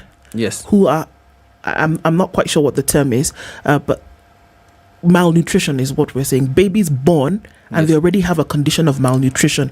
Can that be traced to the gestation period and how the mother ate that would then give this child this condition at birth? Yes, there is what we call the vicious cycle of malnutrition, which now occurs from, there is what we call as the 1,000 days. Okay. The 1,000 days is when conception happens. Conception starts up to the age of 2 years. So, number one, it's very important to note that if, for example, a woman who is about to conceive is undernourished, it means that even the end product, which is this fetus and this infant, will also be undernourished. Remember that our body stores the micronutrients and all the nutrients that the body requires. And we are talking about the triple burden of malnutrition in Kenya right now. We have a population that is overweight, we have a population that is underweight, we have a population that does not have, that has a deficiency of micronutrients. So if this population conceives, it means that the end product will also have the same challenges that the mother or the father has. And we're seeing this in Kenya today, that the two sides of the spectrum, overweight, underweight, and then here in the middle we have. So essentially, you're saying we have an eating nation that is not eating the right foods on a daily basis that would, number one, either contribute towards children born malnutrition, or number two, or malnourished rather, yes. and then people then at risk of some of these NCDs. Yes, because as I've said, we have reproductive women who are 45% of them are overweight, meaning that the end product will also have some of these challenges if we don't work on it. We need to scale up some of the activities that we should target on this population. You see, it's going up. We have the exclusive breastfeeding rates in Kenya have dropped by 0.5%. Why? It means that for some reason, there is something that needs to be done by all of us. Starting at an individual level, and scaling it up to the community, to the health facilities, to workplace, because you're talking about workplace support for lactating mothers or breastfeeding mothers, and also to the population at large. We're also saying that it's very important for all of us to scale up nutrition education and to have nutrition specialists at that most basic unit at the community level. So there's got to be a champion for some of these things from what we see, obviously, because you can have the conversation in your silo, in your home, by yourself, with your friends. Yes. But then if it is not being realized on a national level, that one points to another and then eventually ends up here, and then having that drive. I keep remembering Michelle Obama. Yes. In the US, when she was very insistent on school lunches and what children were being fed, and how that now went directly to how they were then able to perform in school. No more junk, now try to have healthy foods. So you chair an association. What does your association do specifically along these lines? Because we're talking about a number of things here: the disease burden, as well as the malnourishment or the malnutrition burden amongst Kenyans today. Thank you. Number one, Nutrition Association of Kenya is a membership association for nutrition professionals in Kenya and beyond. So what we basically do is that we impact our professionals with the current scientific and evidence information on nutrition and health. Meaning that there's a lot of information. You know, health and medicine is something that keeps on evolving each and every day because of the new science that keeps on coming up. So it is our responsibility to make sure that our members are impacted with this knowledge, and we're also able to look at what is the world offering in terms of this and science, and we cascade the same information, and we also ensure that the population gets the right information on nutrition, and that is why I'm here, to ensure that we cascade this good nutrition information, because nutrition is a marker for development for a country and for the growth of GDP. The hunger study that was released by Treasury and the Ministry of Health showed that Kenya loses close to 6.8% of the GDP because of malnutrition. And this is something that we really need to hold our hands and ensure that we fight this malnutrition. And as I had put it across there before, is that we have three spectrums of undernutrition. We have overweight, which we really need to focus and scale up nutrition education on that and other activities. Number two, we have undernutrition, which we can, which I have said we all need to work hard to ensure that we eliminate it in Kenya. And number three, we have the micronutrient deficiencies, which is a very serious thing that is in our nation, and we really need to start fighting it at our own individual level by ensuring that we do so many activities, which include, for example, what we were saying, consumption of fortified diets, ensuring that we increase a variety of foods in our diet. Because when we talk about micronutrient deficiencies, there is so much that needs to be done. Number one, for example, we have, when we talk about fertilizers, and we do not check the acidity levels of the soil, it means that the soil becomes acidic at some point, and that is why the agricultural officers will keep on telling you that you need to keep on managing the pH, because if the pH is high, the soil pH is high, it means that the plants are usually unable to absorb the micronutrients in the soil. Right. For example, the likes of zinc and chromium, which are very essential in human health. So if these micronutrients are not absorbed by the plants, and remember, our population consume these plants, what does it mean? Means that even these individuals will not have these micronutrients that you're talking about. The Kenya National Micronutrient Survey of 2011 showed that more than 60% of our Kenyan population is zinc deficient, which for me means that there is something that really needs to be done. Because if we do not focus on some of these micronutrient deficiencies, they cause a bit of other challenges. And a micronutrient deficiency is not something that you will see on someone. There is something that will come in. For example, a deficiency of chromium. At some point, someone might develop diabetes type 2. And so for us, we never think about a deficiency of chromium. We think about this diabetes that has come in. We don't even know what chromium is. I mean, when you are buying food, you don't think, okay, well, let me buy this because it's got chromium. We don't think along those lines. Chromium is complex. Zinc. We don't think along those lines, really. When you're buying your vegetables or doing whatever that you're doing, you're not thinking, well, allow me to increase my levels of zinc today in the food that I'm eating. Are we going on to a break? Or We are. We are. So I should hold my horses until... Hold your horses, but you can tell people about where we are going on the 26th of August. Nakuru. Exactly. What are we going to do there? We are going for the Choma Nangoma festivities. Yes. How so? Well, music galore, food galore. It's a good thing we're talking about nutrition. Isn't here. it just?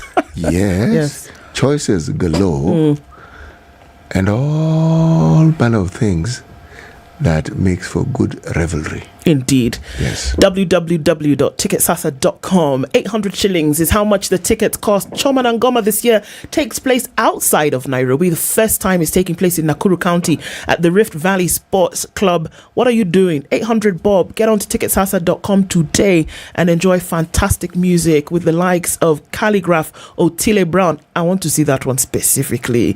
Nadia Mukami and more. This year it's in Nakuru County. Choma Nangoma, Radio Maisha.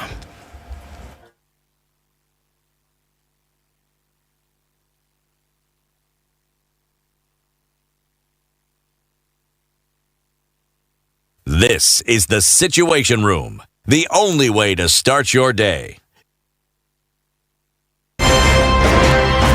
Good morning, and I love your show. Thank you. Having come from a Kikuyu radio background, I migrated to Spice because of the content. I was born in a slum, but somehow I got a break in life. So sometimes when you see the sweating coming out because of the passion and whatever it is, behind the noise, there are people, and we share the same umbilical cord. It shouldn't be like that. I am so disappointed. We used to tell Honorable Raila Amolo Odinga that he's doing politics of conmanship, and even President Uhuru Kenyatta, serikali hii ndio iko na conmanship ya hali ya juu. You cannot promise people that you reduce tax, then you double. In politics, there is the issue of trust. For you to turn around and then stab the same people who gave you that trust, there is no other level of dishonesty. And hii mambo utaona dunia tu. The Situation Room, Kenya's biggest conversation. 13 degrees in Nairobi this morning and 15 degrees. That's what we see in Nakuru. It's 13 in Nyeri and 14 in Eldoret. 23 in Mombasa and 25 in Malindi. 20 in Kisumu and 18 in Kakamega. Kampala's at 19 degrees this morning and Dar es Salaam is at 23. 12 degrees in Johannesburg and 25 in Lagos. We'll see 22 through Kinshasa.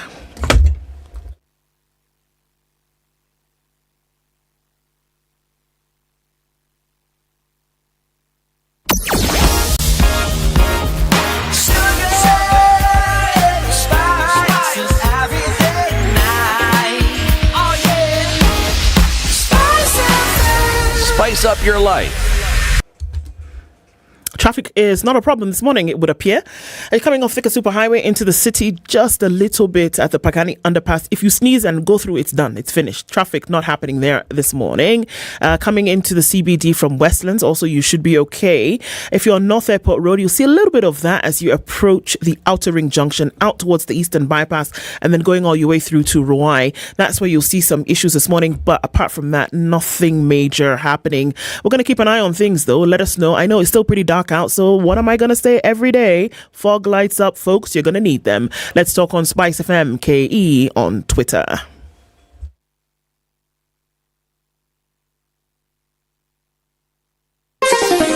Chilled Spice.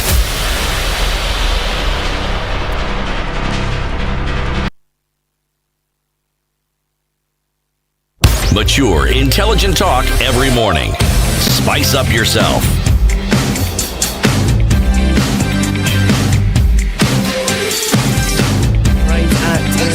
45 minutes to 8 o'clock. A Healthy Friday conversation continues. Henry Ngeve is in the studio with us. He's the chairperson.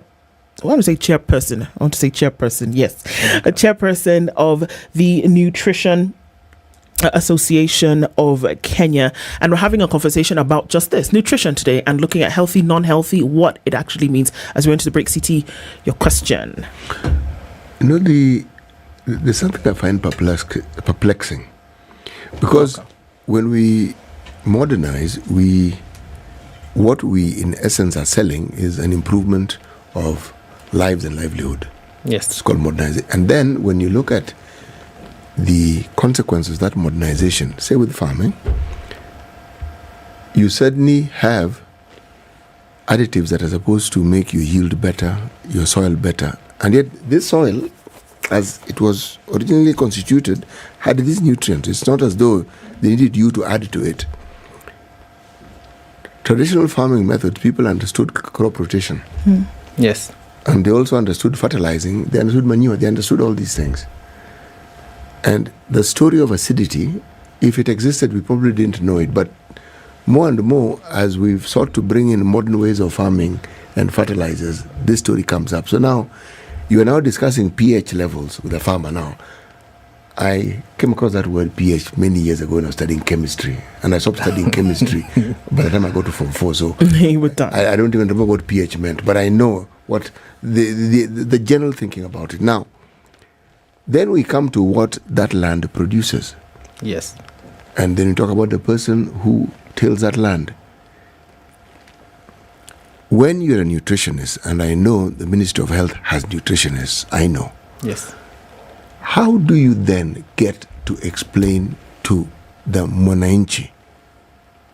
Because the vast majority of our population is still in the rural areas, that this healthy living we're talking about is something that is within your grasp on a day-to-day basis. These foods that we call traditional food that you eat, these things can actually, are what you need to actually live well and live healthily. But that conversation is drowned by the high pitches of the sales for what commercially are considered to be modern foods, which are not necessarily nutritious. And yet, everything that we talk about with regards to food, traditional foods have them. I mean, how then do you get people to understand? Now, once upon a time, we had this concept, and I see it's coming back, of extension officers. Yes. Now we have community health workers, but the concept can be extended to community agricultural workers, community, all these things, so that the narrative that you are speaking of that guarantees that people grow up in an environment where they understand that, yes, there are things you can modernize, but when it comes to your food, you had it right. We tinkered with it and sort of lost our way, but we had it right from the very beginning. How do you get this message across? Thank you. With implementation, which is there, with implementation of primary health care, means that the services that you get in a level 5 hospital, a county referral hospital, now it's being cascaded down to the community level. That means that the services of a nutritionist will be gotten at the community level. When you have chief barazas, when you have community dialogue days, then you're able to get these professionals. Various professionals in the implementation of primary healthcare do not work in silos. They work as a team. You will note that, for example, when there are what you call the community dialogue days, that is where the community engages with various professionals. For example, whoever might have convened, in most cases, the sub-county nutritionists, they get the services of agri-nutrition officers from the county departments of agriculture. They are public health officers from Department of Health.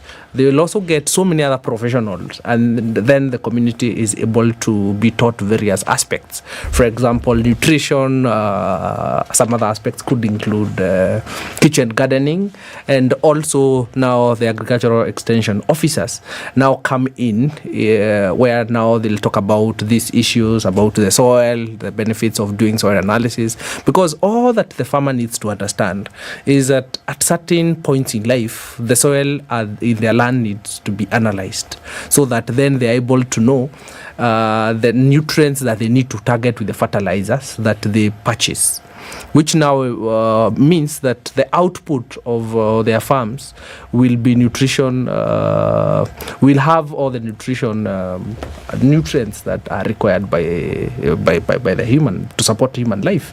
The other aspect, you also realize that in the same teams there could be apiculture officers who now talk about the bees and how you take care of it, because when we have these kinds of conversations, we not only think about nutrition, because you also need to think about something extra that this farmer needs to get at the end of the day. And all these things are very important, because even if you have that one cow at the household level, then you really need to take good care of it, because the other biggest challenge that is upcoming very fast is the issue of AMR, that is antimicrobial resistance, in the farms, and which has a direct consequent to nutrition, which means, for example, people are giving the animals antibiotics, and they pump the antibiotics 2-3 days, they change to another, and at the end of the day, these animals are consumed by us human beings.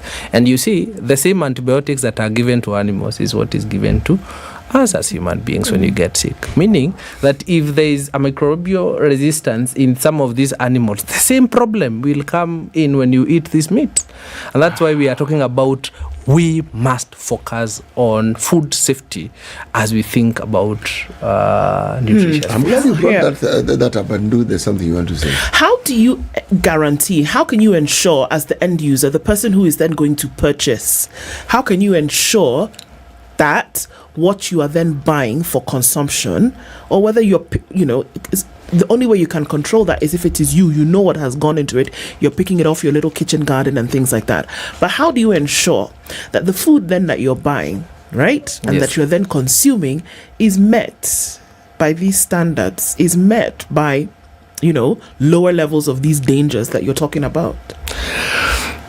I'll take it back to the farmer, because some of these things are issues to do with personal responsibility and someone having that conscience that they need to protect the consumer, because the government has various laws and policies and various mechanisms, but it's the person, it's the farmer who also needs to ensure that they comply and ensure that, for example, they meet, because we have guidelines and this information is in public domain, and people keep on being given this information, and sometimes you even realize that, for example, if you're using these herbicides and pesticides, they are well indicated that you cannot harvest these crops after maybe say 3 days, you can only now harvest after the 4th day, meaning people have information. And for me, the most important thing that really needs to be done is education, because education has more impact on the end user as compared to enforcement. Enforcement is equally important, but personal responsibility is also very, very important. Indeed. I think the other thing is, for us, for example, if you are consuming some of these packaged foods, we really need to ensure that we read whatever is usually indicated. If you walk in any supermarket, you realize that the population doesn't check, for example, on the simple basics. For example, the expiry date of what you bought. And sometimes we have some other issues of aflatoxin, yes, which also has a bit of challenges, and sometimes it could cause various diseases and conditions like cancer.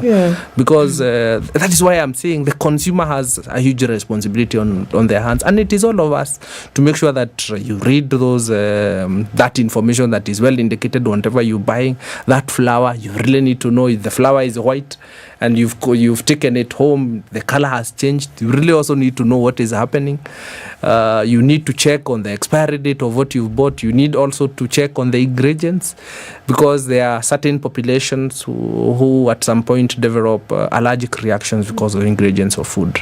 And you realize that still, just walk into any supermarket, look at individuals when they are purchasing some of these things. We pick, drop, no reading.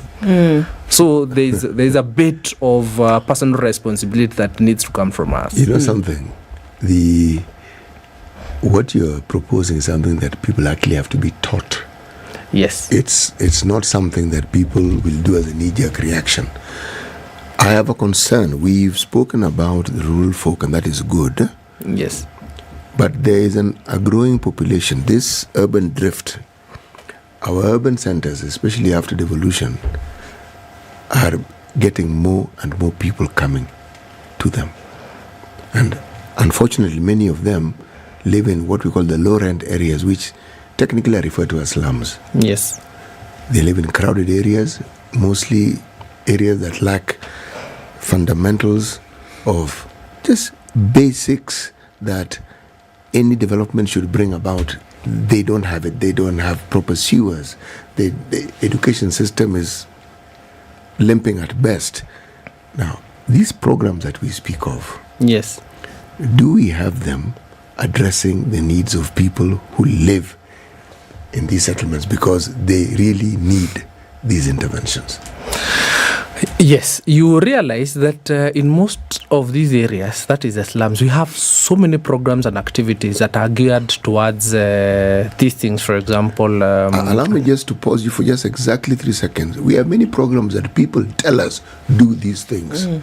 Yes. If they did these things and given their numbers, these problems would not exist in the magnitude that they do. The biggest challenge in nutrition is very simple. People making the right choices. Discipline nutrition. I will pose a question to the two of us, to the three of us. When you go to a wedding and you have the 3 containers, the 4, the 5 containers that you find in a wedding, excuse me, containing the various types of food, how many of us make that choice of taking starch from one plate or one dish and not the rest? You have ugali, you have mchele, you have potatoes. No, you must have all of them. I mean, surely. Sorry. Henry, See, they're all there. Yes. See what I'm talking about. The reason why we have the different. Why are you limiting my choices? See, they're all there. and then they're big plates.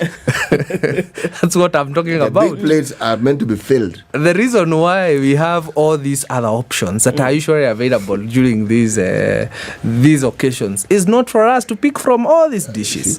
It's basically for you to make the right choice that today I'm going to take potato and a bit of these green vegetables, not the cabbage that is there, and the meat that is there. Henry, that's it. When we grow up, who gives us those choices? You are served food and you eat it. Is that not so? Yes. And we grow up even in our houses when you're working. Food is served, you eat it. Yes. Okay? Yes. So now, when you have this situation where there are all these things, you must try. So I hear what you... So, I mean, of course, the big plates and all that. But I hear what you're saying is that now the choice has to come in over anything else. That because this is valid, what CT is saying. Yes. That we ate food as a function, yes, not as a choice. Yes. It is not when there was a vegetable on your plate or whatever, you're not thinking, oh, this is great. Let me see what minerals are here. And, my parents are actually doing it so that, no, it's food. It's 7 p.m. It's dinner time. You eat it. You wake up in the morning. It's whatever you're going to school. It's breakfast. You eat it if you got it, right? Yes. Lunchtime, wherever you were, it's food as function for survival, right? Yes. It seems almost a luxury then. Yes. To then be able to select food based on what it is going to do for your body. And it seems like that's what we're saying needs to be done. But we then must retrain our minds to say what you're putting into your body is vital for survival. It is actually that what you're going to put into your body is very important in terms of then what you want to get out, long life, health, etc. Right? Yes. So we need to retrain our minds, is what we're saying now. Yes, because as you said, the way things were that long time ago, things have changed. The model of healthcare also has changed. The model of nutrition also needs to change, because what you talked of, micronutrients, discipline, as making those rightful choices, as understanding that I would only need today, depending on what I ate in the morning, I only need to eat a bit of meat, vegetables, and a small piece of starch, simply because today I'm not doing a lot of work. And what do you say when you say I only need? What does that mean? It means that as nutritionists, there's what we call as a meal plan, and meal plans are developed by nutrition professionals, which now dictates what you eat in each and every day. And sometimes coupled with nutrition education, then you're able to know that, for example, if today I'm not doing heavy tasks, then it means that I don't need to eat so much, because number one, you're empowered with nutrition information. Number two, you've made that decision, and I repeat, you've made that right decision to live a healthy life. And today maybe I don't feel like I need to do a bit of physical activity, so it only means that you need to reduce your portion. And when you reduce this portion, you only eat what your body requires and not what your body will store, because you also don't want to be overweight. Because overweight on its own, and overweight and obesity is a problem. And in fact, it was classified, I think, in some years back by World Health Organization as a disease, because with it comes a lot of other diseases and conditions, the likes of cardiovascular, the disease of the heart. Yeah. We have hypertension, we have diabetes type 2, we have so many other diseases. So that's why we are saying we really need to ensure that we live that healthy life. You need to ensure that our nutrition status is also at what it should be, depending on the conversation that you've held with your nutritionist. Yeah. Because number one, the most important thing for me to have in your life, or the best person that you need to have for everyone, is to have a personal nutritionist. Because even if you say I want to have who, you eat. You wake up in the morning, the very first thing you do is eat. So whatever you ate, I was starting, I said, whatever you put into your body, it depends. It could be a poison that you keep on putting into your body, and the end result will be a disease. Or you putting something that is healthy. At the end of the day, then it means that you've worked on your health. That's about how you should eat. How we should eat is what nutrition then carries. But what should we be eating? Yes. I said we started. We talked of the starch. We talked of the proteins. There is the fats, which are also very essential, and oils are very, very important. They are also fortified with vitamin A, vitamin D, vitamin E, and vitamin K. Vitamin A is very important because of our eyesight and with our immunity. We've just come from COVID. And our immunity has really showed us things. We have really struggled, and we have managed, and we are doing so well. And one of the most important thing I really need to mention is that our immunity is very important. Because your immunity is what has helped you fight off diseases, be able to live that good life, and also be very productive. Because nutrition has a direct impact on your productivity as a person.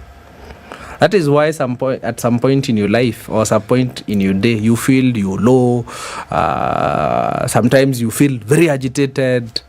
you feel you don't need to work, but after you take maybe say a banana, because it has some enzymes which are very important, which sometimes we call as happy hormones, you feel you're happy and you're able to do things, your mood changes, you are able to give very good output in whatever work you're doing.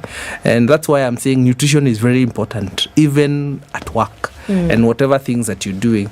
And that's why we are saying it's very, very important to also consider what you put in your body. But Henry, how then do you fight this battle where, yes, there is the knowledge that people have about nutrition, but then what we eat is also very directly attached to prestige and conspicuous consumption living, meaning when you eat certain food, it's considered to be prestigious and it's considered that you are doing well. When you eat certain food, it's consider that you are languishing in the very throes of poverty and suffering. So, and you cannot remove the psychological needs that people have from their reality. Yes. And the pole will be to demonstrate that my life has improved. I will eat certain foods whose nutritional value is often suspect. What we are doing as Nutrition Association of Kenya with other associations, for example, Kenya Pediatric Association, we have Nurses Association, we have Kenya Clinical Officers Association, Gynes and Obstetricians Association, and so many associations. We have this project we are calling the championing evidence-based advocacy on primary health care and nutrition, and that is exactly what we are doing. It's under Capricorn. That is exactly what we are doing, giving information and influencers and champions in 15 counties, so that then we are able to tell them, you be our champion. And there's a time you had asked me that question. Yes. What are we doing? Yes. We have champions and influencers at county levels in 15 counties in Kenya, and we are giving and impacting these people with the information so that they also help us cascade down this information on advocacy, on good nutrition, on championing for the interest of our women and our children and our adolescents, because we really need to put much more effort on having the right information with our decision makers, because if our policies do not directly influence the population at the end, then we'll have a problem. And that's why we are trying to champion for the interest of the age groups that I've talked about. Because at the end of the day, if people have the right information, then it means they'll make the rightful choices, which also impact on their lives. And for women, it will also impact on their livelihood and their children, which is their end product if they conceive and are pregnant. Yeah, even as we're winding this down, the burden of disease, as we've talked about before, the cancers, the diabetes, the blood pressure, heart disease, can be linked directly to food. Yes. Would we then be able to see a situation if by changing the way in which we ate, we would reduce the potency of the burden of disease in this country through these ambassadors that you talk about, through these influencers that we talk about, to see that direct impact and say, look, if we change the way we eat, we change our health, essentially? Yes. In some other countries which have been able to succeed in this, number one, they have cascaded and have nutritionists at the community level so that they give this information to the community. Number one. Number two, we have what now needs to be done at policy level, which is the issues of, for example, talk of color coding for certain foods, the foods that I talked of that are high in sugar-sweetened beverages. And what some of these countries have done is that the foods that are very high in these sugars, they are labeled, say, color green, or I mean color red. And foods that are least in terms of sugar-sweetened beverages, they are coded, for example, color green. And then the population is given information that these foods that you find being color coded green are the most healthiest options, and people are making these decisions. Number two, the population also needs to be given information, and it's being done by nutrition officers countrywide, that read food labels. understand the ingredients of these foods. Because if you understand the ingredients of this food, you'll make the right food choices. And you know, one of the things that I so believe in is that even if we are doing all this, we need to really impact on our women. Because in most cases, you realize that even if you're a man and you have your partner, who buys the food, who picks and puts in that trolley? In most cases are women. It will make a difference. Yes, it will make a difference because you have impacted with them in information. Yeah. And in some cases, who makes the decision at home what food will be cooked? Yeah. Yes. Important conversations to have, especially when we see that this input will definitely direct the output, and we can't stop having conversations like this. Henry Nyeri, thank you for joining us this morning, and we'd like to come back again and talk about where then we have reached. Henry Nyeri is the chairman of the Nutrition Association of Kenya, talking about how nutrition does impact us as a country. Asante sana for being here this morning. Thank you so much. I really appreciate it. Folks, the conversation continues. For now, it's 8 o'clock.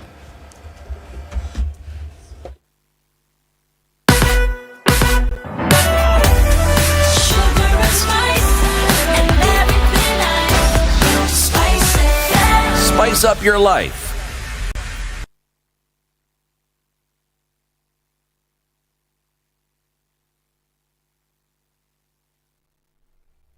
Good morning, this is Newswire. I'm Dennis Aseto.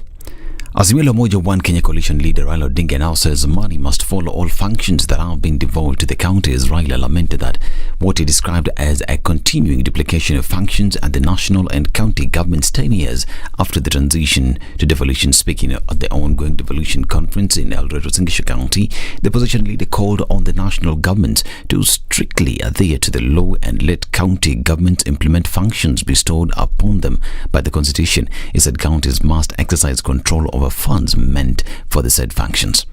The National Cereals and Produce Board has confirmed that it is currently selling government-subsidized fertilizer at 2,500 per 50 kg bag in readiness for the short rains planting season. Initially, one bag of 50 kg subsidized fertilizer was selling at 3,500. On August 2nd, President William Ruto announced the start of the second phase of the fertilizer subsidy program, where a bag will sell at 1,000 shillings less. Members of Parliament have opened public inquiry into the widespread cases of human-wildlife conflicts amid reports of unpaid claims in excess of 5 billion shillings to the victims. National Assembly Tourism and Wildlife announced the move following an outcry by the public over the rising cases of human-wildlife conflicts and non-payment of claims. It emerged that thousands of victims, some injured and their kin killed more than 30 years ago, are yet to be compensated for the losses. This comes even as Lamu East MP Okoh has introduced amendment to Wildlife Conservation and Management Act to expand the list of animals to which compensation claim can be paid. 3 more people have been killed in retaliatory attacks in Garissa County as leaders call for calm. 3 were killed in Galmagala, Fafi sub-county in retaliatory attacks, bringing the total number of those killed to 9. It is alleged that suspected militants from the community decided to attack residents of the neighboring community in Galmagala following the killings of their kinsmen. And a man is currently recuperating at the Coast General Hospital after he allegedly set himself on fire around Mwembe Tayari area in Mombasa County. In an undated video that surfaced across social media platforms, the unidentified man was captured setting himself ablaze while standing atop a concrete block in broad daylight as bystanders watched. He was seen pouring on himself a suspected flammable substance before lighting it, thereby igniting the flames. Screams and shouts from the onlookers could be heard, while others merely watched in dismay as the man stumbled and fell on the ground. And detectives have recovered narcotic drugs suspected to be cocaine in the ongoing crackdown against drug trafficking in the city.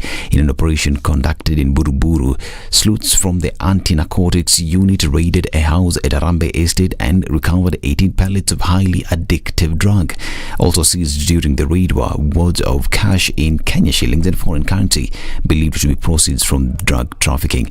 2 suspects, Curtis Muli and Teresa Achieng were also arrested during the raid. The search was extended to an adjacent house believed to be be a stash house within the same area where 3 test tubes, a digital weighing machine and ID card belonging to Curtis Mulimutuku was recovered. The approximate weight of the suspected drug recovered is 0.244 grams. Meanwhile, the 2 suspects are being held at Muthaiga police station for further investigation and preparation for arraignment.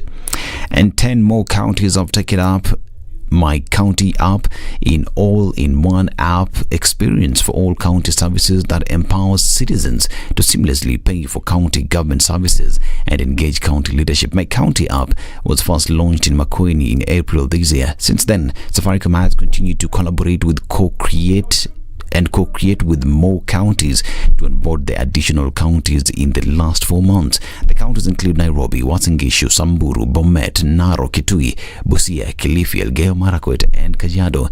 My County app are available on various channels, namely Android, on M-Pesa Super App and Mini App. Now, Kenya's plan to vaccinate schoolboys against HPV has received more backing from a World Health Organization-backed study that shows 1 in 3 men over 15 years are infected with the virus. These estimates, published in the Lancet Global Health, emphasize the importance of incorporating men in efforts to control HPV infection, according to the statement by the World Health Organization. A systematic review of studies from 1995 to 2022 in 35 countries was conducted to assess the prevalence of genital HPV infection in the general male population.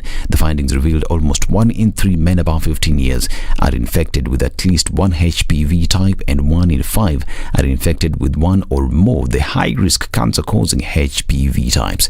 This is Newswire. I'm Dennis Aseto. Good morning.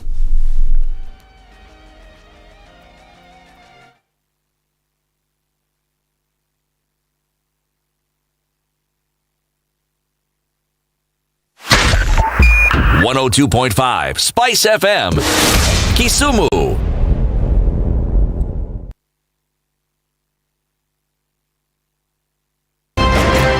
The man who looks at a beautiful girl and doesn't talk to her will end up serving lunch at her wedding. Aya, City, do like that. My father has killed a mouse. Will he fail to kill a man? Ameua panya. Small mammal, big mammal. Mtu atamshinda. What are they saying? How are we comparison? I mean, you kill a mouse. What are they saying? What they're saying is, my father has killed a mouse. Will he fail to kill a man? Name, surprise. Someone's name. The name surprised you? No, the name is surprise.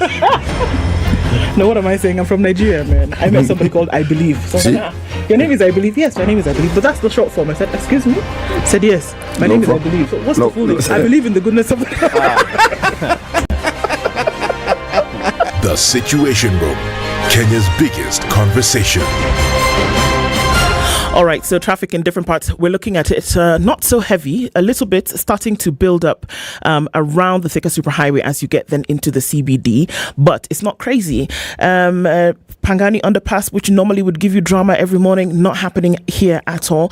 We're seeing some movement on Jogo Road going towards Landis, and then it gets busy as you get towards Kamkunji. But coming in from Langata Road, you're fine. Coming in from Gong Road, you're fine as well. In from Westlands, not a problem. So Friday, one for the books. Not much in terms of traffic. North Airport Road is busy as you get towards that Outer Ring Junction. But aside from that, you should be okay. Let's talk on Spice FM KE on Twitter and keep things moving this morning.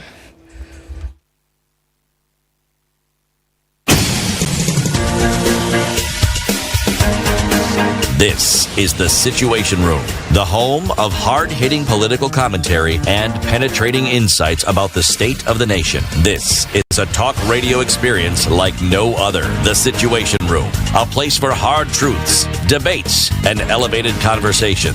The Situation Room, witty, political, engaging, deep, controversial. In the room, we have C.T. Muga, researcher, academic, seasoned political observer, a fountain of wisdom in these politically uncertain times. Ndu Okoh, Nigerian by birth, Kenyan by choice, communications expert, Pan-Africanist, a truth seeker and believer in people power, and Eric Latiff, agent provocateur, the man in the chair, seasoned journalist, news hound, a man who believes in punching up, not down. This is the Situation Room, At 8 the minutes only after way 8 to o'clock, start it's your Friday, day. August 18th, 2023, and coming to the tail end of the week. Kenya's biggest conversation, Karibu Sana, our live streams on YouTube and Facebook, right here with you, Kenya and around the world, and our audiences on KTN Home. Karibuni Sana once again. Getting into the third hour of Kenya's biggest conversation, we now get into a political conversation, and our guest for this hour is seated, looking resplendent in peach. I was wondering what that pink-like thing was called. Pink-like is peach. You can call it deep salmon. Okay. Why don't you just leave it with peach? Which is okay. There's a morning of colored conversations. Peach is good. Peach Salachi, MP, Dagoretti North. Good morning. Karibu Sana to Kenya's biggest conversation. Morning, and how are you guys? Very, very well. It's been a while. Yes. It has. But we are good. Yes, we are. Yes, we are very fine. Yes. It's August, kids are on holiday, you know, and people have taken recesses here and there to do certain things. Even as we come into this conversation, for kids who are at home, GoTV says go to GoTV. You can download *423#, download the My GoTV app, and look into this wonderful world of kids entertainment, whereby lots of programs up for you to watch every weekday, looking at what's available. Getting into the weekend with Miraculous every Friday, 4:15 p.m. on Disney Channel. If your children are happy, you will definitely be happy. Super Kitties on Disney Junior Channel 82. And a Friday morning like this, you can enjoy Bluey right about noon on Disney Junior. You can download it. GoTV. Love it. Beatrice Alachi is the Member of Parliament for Dagoretti North, and we're getting into a conversation today about these talks. Should we just say, okay, it's not necessary to talk. Let's just all agree to disagree or not agree, and then let's just get down to the work that we're supposed to do. But she's smiling. Let's just welcome her properly with today's proverb first, and then get into that conversation. This is our final day for the proverbs from the country of Niger. A man who lives on the banks of the Niger should not wash his hands with spittle. Doesn't say what a woman who lives there should do, but a man who lives on the banks of the Niger should not wash his hands with spittle. Mama, what do you think about this proverb? Well, proverbs by their nature like to be graphic. They want to paint a picture for you in words. And they want to paint a picture by using imagery that you can easily identify with. Then now you can interpret it as you see fit. How would you interpret that?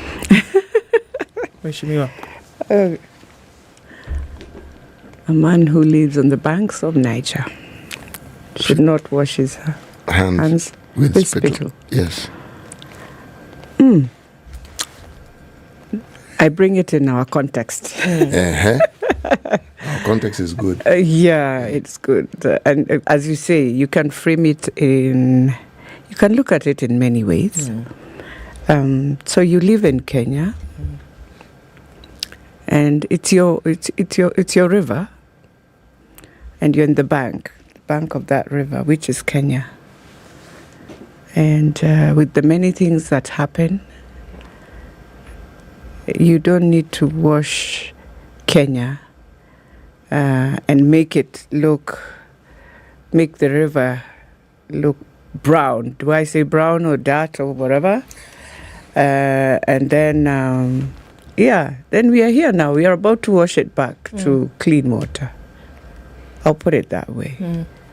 That it means then don't dirt it. Yeah. Clean it up and make it better and better for you. To use it, to drink it, to wash with it. Right. And to make your environment better in many ways. Interesting. This is the beauty of Proverbs. Isn't it? Someone tells you exactly how they respond and how, let me use a technical interface with the proverb. Because the guest was here before you when we asked him what his opinion was on the proverb. It took us on an intergalactic journey. We went, but that's his interpretation. Yeah. No, this is yours. This is your interpretation of what you can do with the resources that you have. Yes. And use them well. Yes. You told the people of Dagoretti North that the resources then available would be used properly, that you would do certain things for them. Given another stab at it, and now here you are, a year later, after the election. How are things going in your constituency?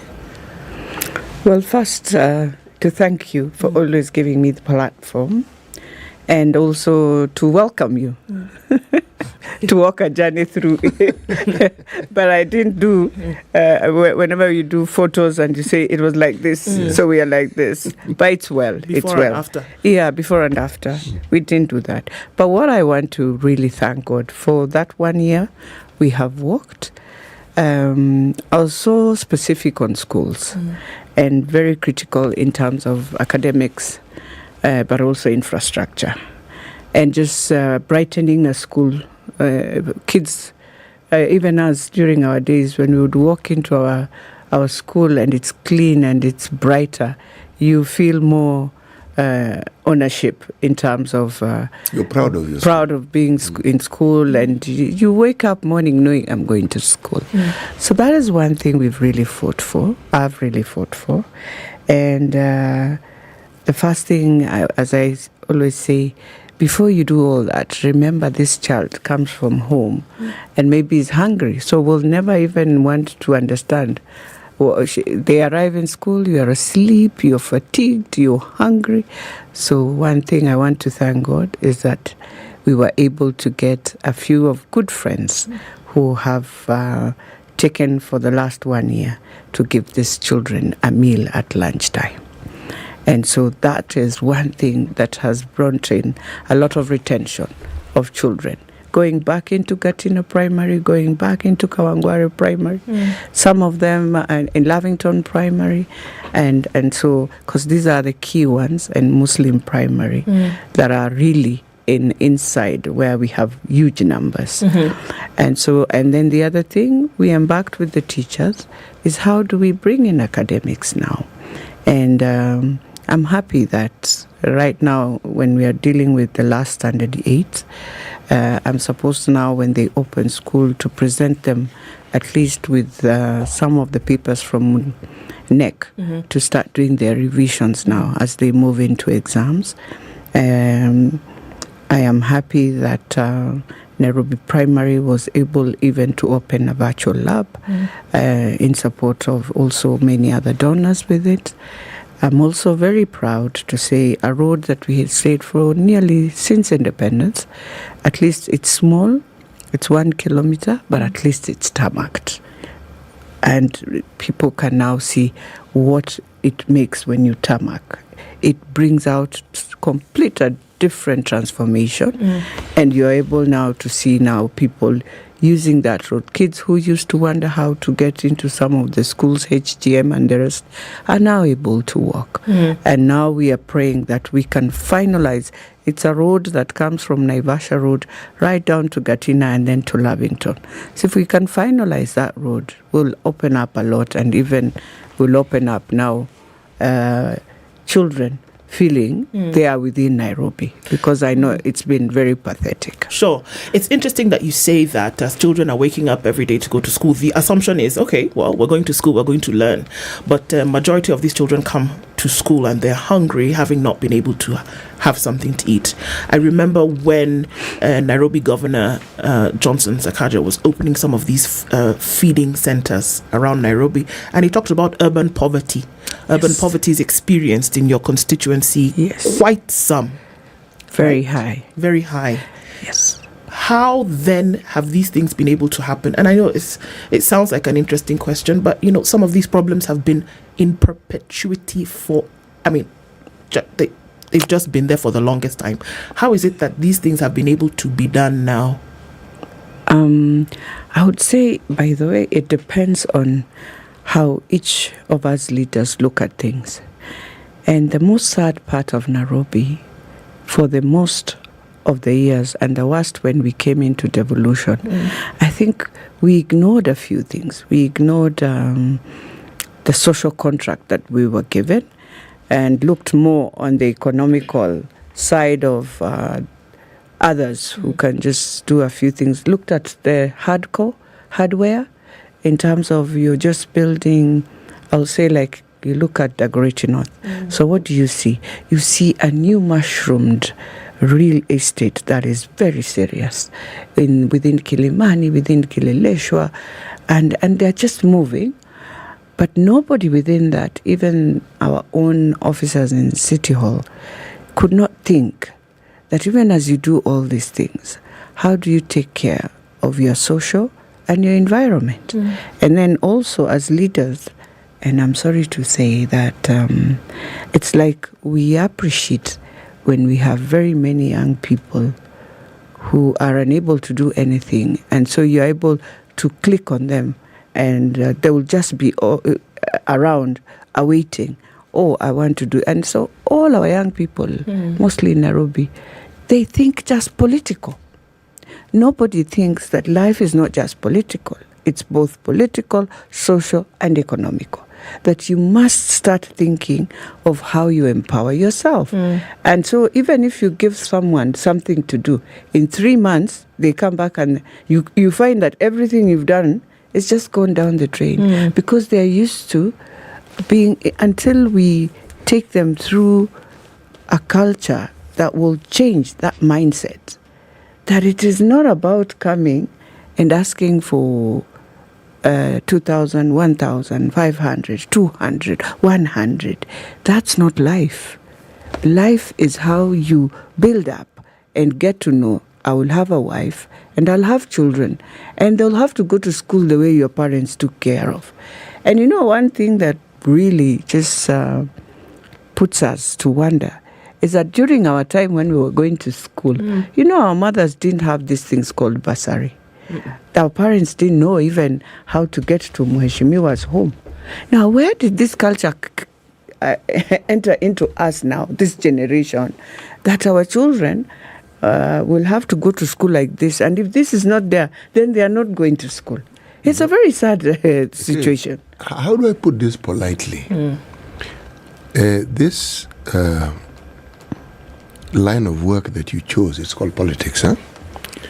And the people who work therein, if you're looking for an opportunity to apportion blame for this culture that you speak of, it's that class of individual who introduced it. No, I'm not putting blame. I'm saying we introduced. I am putting blame, not you. Oh, okay. What you're doing is remedial. But what you're remedying is something that was created. By us. Yes. Yes.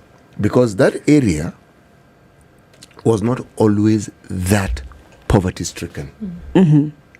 People were not always in that dire need of help, because absolutely the situation is dire. It's beyond dire.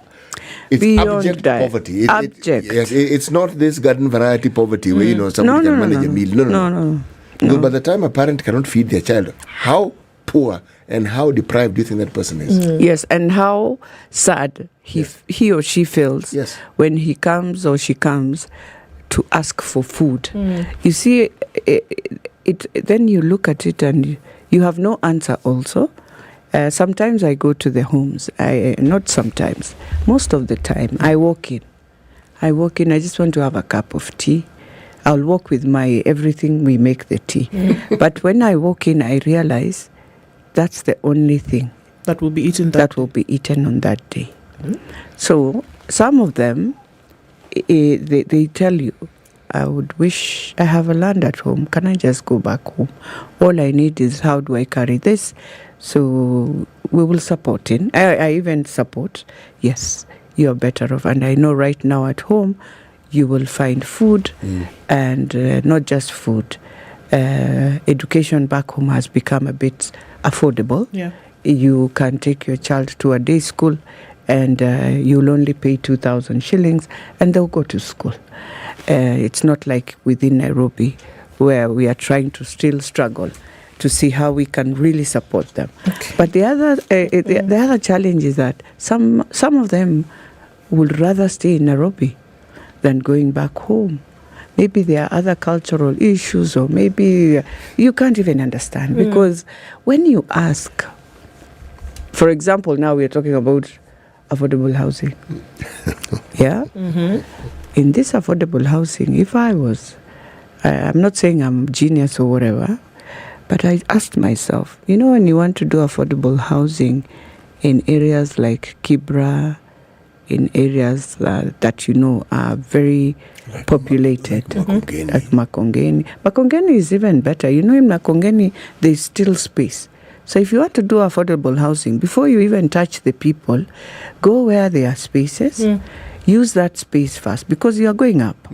So do those houses and transfer those who are in these houses, bring them inside here, and proceed with where they are moving as you create fields for kids and where they can play their football, and as you create space for all the creativity of young people, where they can have that space.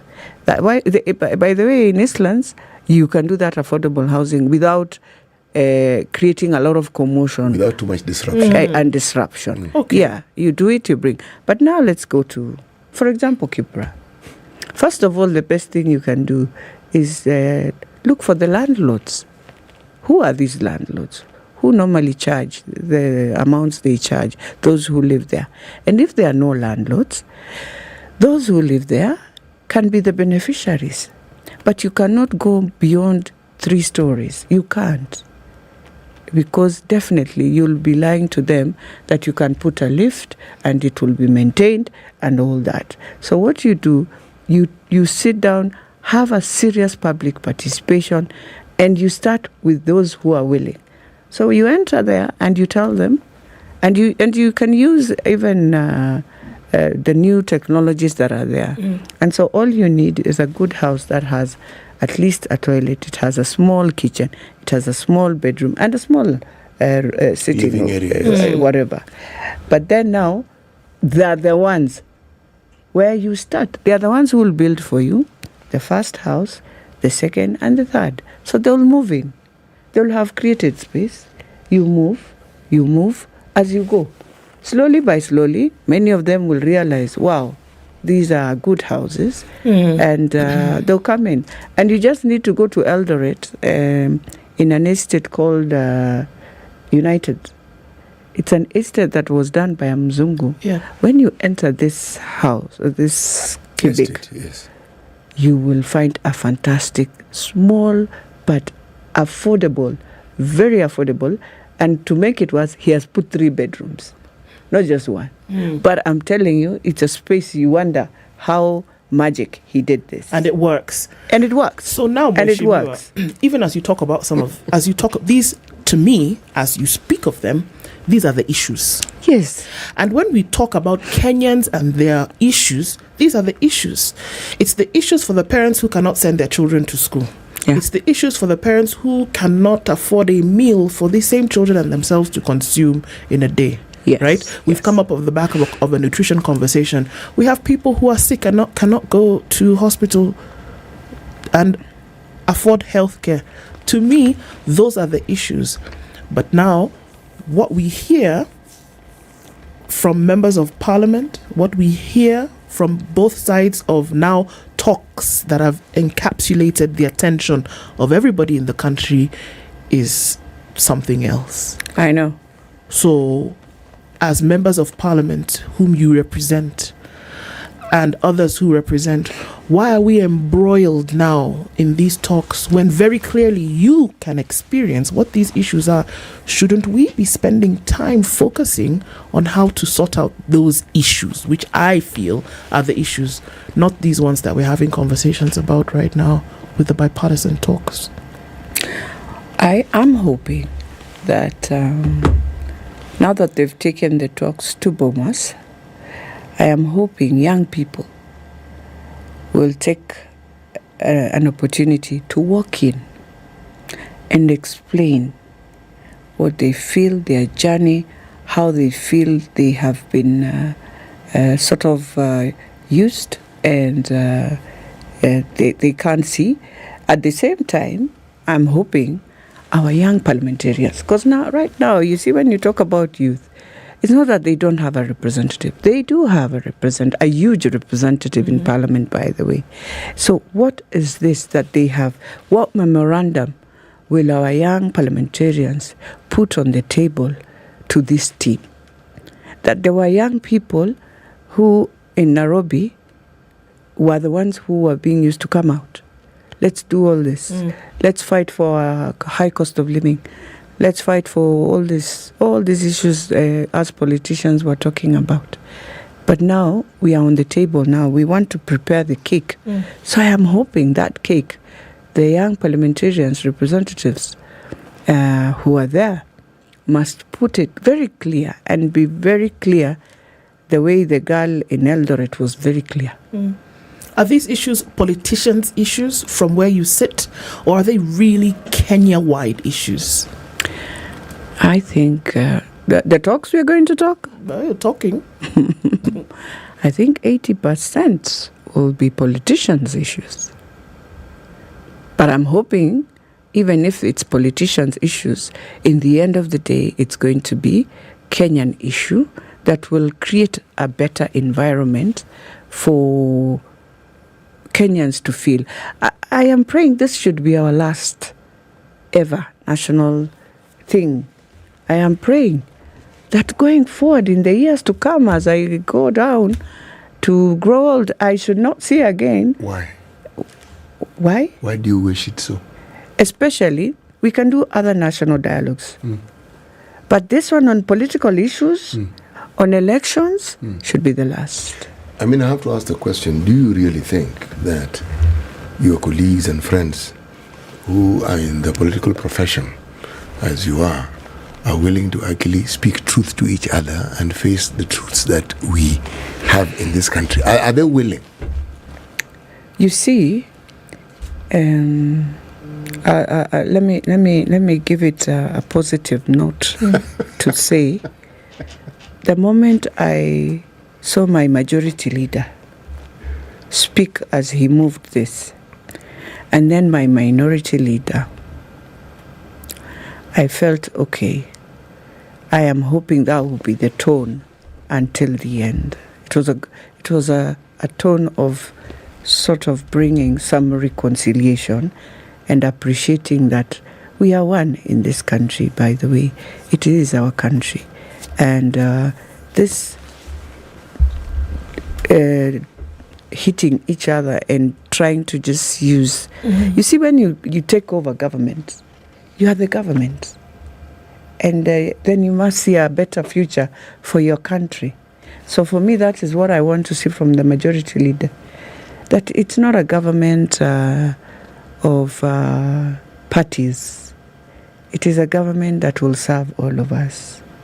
That we believe in the president, we trust the president, and we want to see him as a pillar. That you, Muga, when you walk in, you'll feel comfortable that this is my president. That is what we want to see every Kenyan feeling. Because he goes out of the country, he stands with our flag, he's our president. He is. Indeed. Yes. Let's take a break on that note. It's 28 minutes to 9 o'clock. Beatrice Elachi, Member of Parliament for Dagoretti North, in the studio this morning and having some insights as to where we really are. The question about then members of parliament and their true representation of the people then comes into question, and we'll come back after the break and go deeper into that. The 29th of October 2023 is the 20th edition of the Standard Chartered Nairobi Marathon. Have you registered? You can do that. www.nairobimarathon.com. It's 2,000 shillings, and your registration goes towards making sure that, one, you can run, and number two, the Future Makers program will be supported, where young girls and people living with disability have the chance to learn and grow.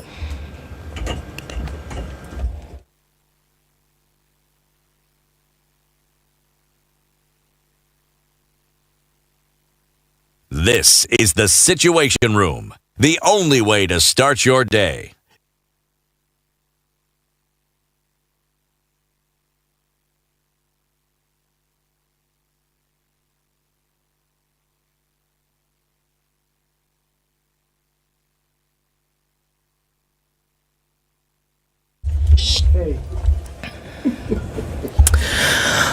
Sunny conditions in Nairobi in some parts, cloudy for the most of it, highs of 24 and lows of 12. At 15, it's partly sunny in Nakuru, highs of 26, and we'll see highs of 22 in a partly sunny Nyeri at 13. It's 14 and sunny in Eldoret, highs of 24 and lows of 12. And at 23, it's partly sunny in Mombasa, highs of 29 and lows of 22. It's 25 and partly sunny in Malindi, highs of 29, and we'll see highs of 29 as well in a partly sunny Kisumu at 20. 18 and sunny in Kakamega, going to highs of 29 and lows of 15. At 19, Kampala is sunny, and at 23, Dar es Salaam is sunny as well. It's partly cloudy at 12 in Johannesburg, going to highs of 23. Lagos will see highs of 29 and lows of 24. And at 22, Kinshasa is mostly cloudy, going to highs of 32 and lows of 20.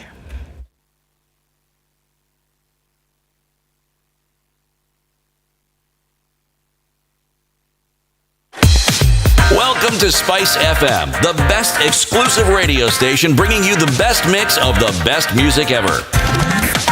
All right, we have not had a traffic challenge this morning. A lot of outbound traffic from Nairobi today. We'll probably see a lot of inbound traffic later, and then getting into the weekend as all roads lead in from Eldoret. Okay, but for now, I think we're doing fine. Not much coming off of Thika Superhighway, and it's also looking pretty good on Mombasa Road as you're heading out towards Uhuru Highway and then through to the Haile Selassie Junction. We'll keep an eye on things, folks. Talk to us as well on Spice FMKE on Twitter.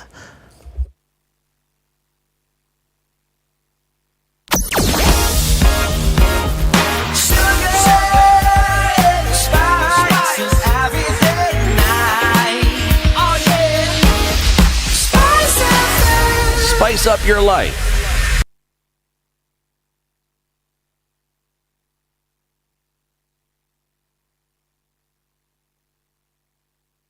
Mature, intelligent talk every morning. Spice up yourself. At 25 minutes to the top of the hour, going towards 9 o'clock, and the conversation about what's going on in the country. I mean, you've done that for us, Mweshimiwa. What's going on? People's constituencies, your constituency, and what has been the issue. And then what the national conversation is, or what we would be told the national conversation is.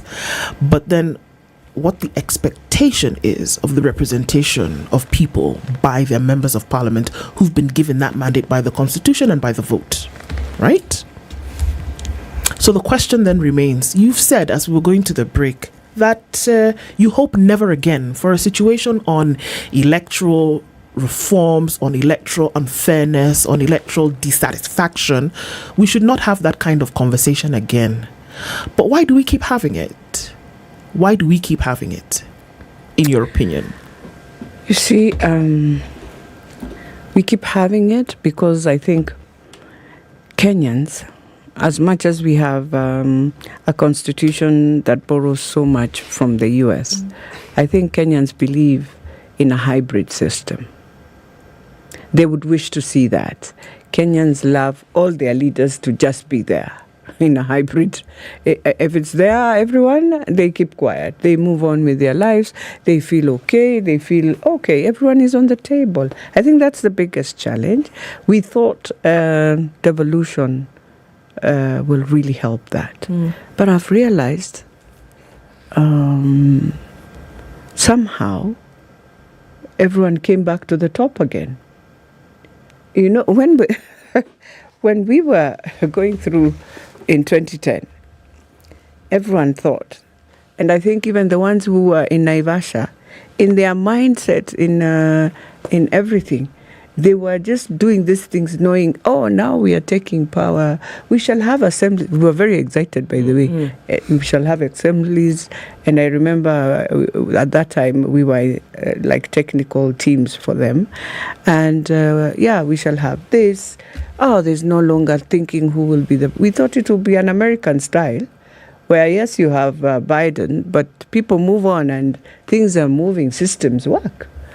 But I don't know where we went wrong and just came back to this top seat again. And we thought we had really removed powers. But I think what we did not do, and that is what is bringing all these challenges, is to stand firm and say if we can have lesser counties. You see, today they would have been very powerful But because we decided to do all these 47 counties, and all counties look back at the national government to request for resources, as much as they have their own on-source resource, but every time you realize you can even close the county, and they will tell us, we are about to close the counties, we don't have money. Then you wonder, what is this then? So it's like we created a more, which is true, a development jurisdiction where development can now go down, but it is for the national government to ensure that it functions. Because in real sense, we thought it will function the way other governments function, Nigeria, wherever. But now we find ourselves as Kenya, no. There are a few things we did wrong. I doubt whether we can be very brave enough to decide and relook at this thing of counties. You wait and see. In this national dialogue, I listened to some politicians, and they were like, we are coming now for our own counties. We need 60. I said, then we are sick in our mind as leaders, because what we should be even discussing is how, even if you don't reduce them, retain the 47, but can you create economic blocks within your regions? Don't put in any king leadership or whatever, because it will bring a lot of conflict for nothing, but create them and let national government use those blocks to develop the few counties, so that you are able to bring up Tana River and Lamu. That's assuming that the national government and the person who's at the helm of it, whom we call the president, has those intentions. You go back to 2013, the President Uhuru's government, they had an onerous task of implementing the constitution, very difficult. There are two institutions that had been put in place to just ensure that this process moves smoothly. Those two institutions, one, the Transition Authority, it was given a 3-year mandate. Now just think, you want to transition a system that has been there for as long as Kenya has been Kenya, in terms of our thinking, and you give this onerous task 3 years. Then there was a CIC, Constitutional Implementation Commission, yes, where we want to actually implement. You give them 5 years. 5 years, people have hardly gotten around to understanding even how this thing works. Now the commission that's supposed to help us understand it is dismantled. What then do you have? Well, now that's why I'm saying the challenge was just as leaders, that the governors came in and felt most of their powers is still usurped within these commissions and the Transitional Authority. I remember I was a senator then. I really questioned, and I said, the Constitution says each county is unique, and therefore each county can pick the functions they feel. We are able to move with this, leave some for the national government to continue pulling it down for you. Do you know the questions? You remember our chair, our first chair? Yes. Isaac Ruto, yes, he just came and said, no, all functions are moving now to all the counties now. So even a county but that was never going to happen. Well, that's what they did. No, that's what he said. And we had to come down as senators and sit for 2 weeks to now look at all these functions and how they are being handed over. No. Now, you see, you've got to the heart of the matter. When I mentioned the Transition Authority and the Constitution Implementation Commission, you see, governors, it was their duty to action that implementation process. Okay? Yes. But when you look at what those governors did, every time I looked, I was of the impression they're like people who were walking and suddenly found they had been dipped in very cold water and they were in shock. Because a governor has real powers. Yeah. And then, to cement the power, they are given tons of money. Yet the conversation always is the money they want to get, as opposed to, okay, the money they already have, which they never had before. I know, yes. We asked that question here, what did they do with the money? Okay, we get it, you need, you want, we get that one, but this one which you have, what have you done with it? Because when you can show us that 5 billion demonstratively actually went 10. in. Yes. 10 I'm billion. using a nice small figure like 5, and you can figure out where it went. I tell you. When you want 5 more, it's understandable because we can see 5 was absorbed well. Absolutely. So you need 10. Yeah. But you never hear that story. Then the other story we then hear is the Auditor General, one Auditor General, another, in shock. Look at what these guys are doing. It's difficult to find institutions in this country that have scandals and issues like county governments. It is difficult. Yes. And you as a senator, you people saw this more than the rest of us did. So now, when we talk devolution and they're saying they want more of this, if what you have not demonstrated you can actually manage, then of course in talking here, we said, let's tone this down a bit. Maybe we're a little harsh. I remember, yes. And I said, okay. Let's give them time. No, I was of the opinion that actually we were wrong because some of them had been given jobs they couldn't do. Yes, it's that's simple. It's a capacity issue. Yes, it's also capacity and also not getting a very good. You see, I can lack capacity, but I have the opportunity because I have the resources. Bring in a good technical team that will guide you through what you want. Even if you don't know, you can bring in people who can support you. Yes. So then I'm going to come back. You can have the vision, but maybe I lack the technical part of it. I can now bring in them. I'll come back to that question, Weshimiwa, and that is the thing here. That then when it comes to representation of issues and representation of the people within the National Assembly, why does it feel as though there is a major letdown on members of parliament when it comes to representing some of these issues? The talks that we are talking about right now, there are many issues that, if, in my opinion, having been taken seriously at the point where they were being debated, we will not be talking about them now. We're talking about sides who had an opportunity to put forth a very solid argument about why things should or should not be done in a certain manner, and it didn't happen. We have members of parliament today talking about capture. They've been captured and they couldn't move. They are moving. They're dancing to the whims, or they're pandering to the whims of the executive, according to members of parliament. So the question is then, really seriously, then why are they there? Okay, 2 things. One, I think for members of parliament, it will be fair if I judge them based on each individual, because you will walk out and get into one constituency. You will find through their committees and through whatever they have done with CDF is a very fantastic job. And today, by the way, parents there, let's say, for example, all their day schools, only a parent is paying only 2,000 shillings. And you ask yourself, how come this member of parliament is able to do that and is able to renovate all their schools? They look fantastic. I mean, you walk into 100 schools and you see. And this is a member of parliament who's only been there for 1 term. And you have another member of parliament. And they are the same CDF as the others. Same. And you have another member of parliament who has been there for 15 years, 20, is still singing the same song. I know it's wrong, I'm saying that, but it's true. It's not wrong. It's just the truth. You should not be singing that song. You should be now saying, I have a model, welcome to my constituency. That is why my people appreciate and give me this. But also, citizens look at things very different. Or maybe we have sort of put them and they look at things very differently.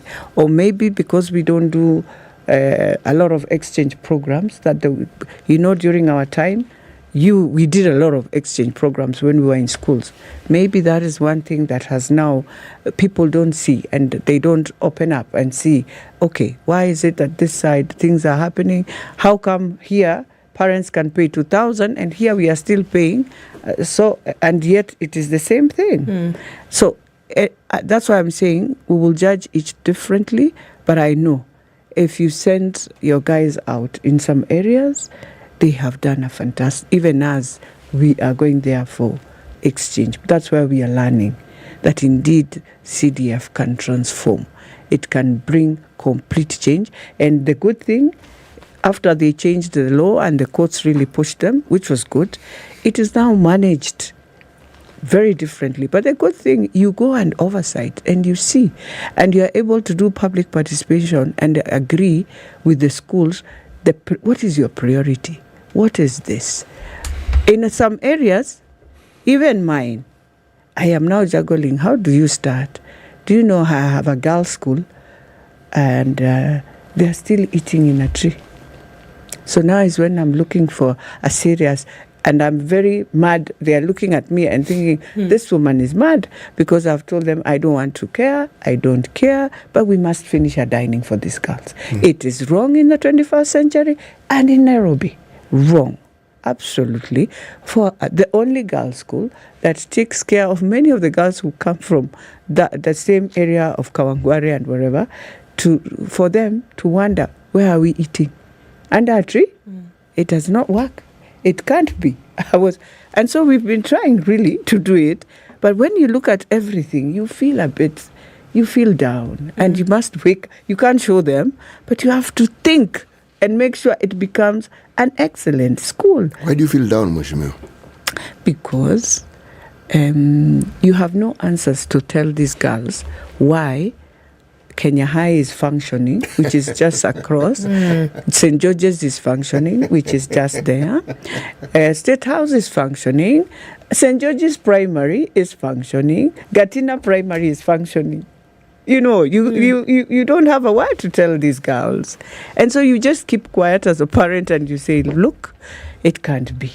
It is wrong. So those are some of the things. So that's why I'm saying each member it's looked at very, you look at them, you judge them differently, even in the House. We have very good members who are thinking through for Kenya. When you look at the amendments they're doing, fantastic. They are very quiet, but they do. There are some, and those are the ones Kenyans love. So if you are more louder and you do everything then if that is what makes your people vote for you, I think that's why they do it that way. But we need now to go back and ask ourselves, why would we do that to the people? Because I've told my people very well. You see, it's not about being voted in. I think it's about my legacy. What do I leave here? If I leave tomorrow, what will you remember me with? Having said I was a leader, having you came in and believed in me, even if you didn't know me, but you just believed in me. But you see, we were talking earlier on about this conversation we're having in Bomas. Yes, good thing we're doing, good conversations. Eric Latiff has been talking about that for the longest time. Said, that national conversation, he's talked about it last year, talked about it the year before. You're saying, this thing of this patchwork isn't going to work. But it's because we always refuse to face the issues head on. No, the truth as it is. Because and well, let me first thank both the President and the Prime Minister.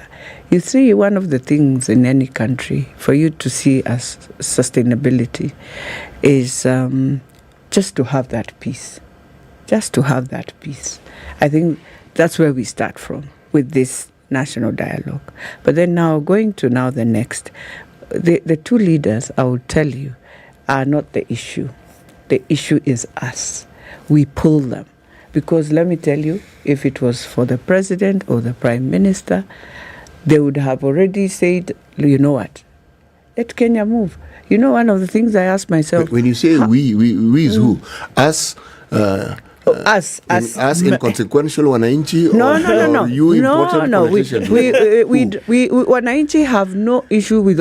By the way, wananchi, if you just let them to move on, they move on. We actually want to be left alone to do our businesses exactly. As we see fit. The problem is us who know, if I don't have this leader, then I'm a nobody.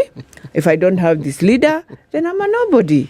And that's the biggest challenge. And so we want to please the leader without saying, no, look at the years, look at our age, who are we talking to?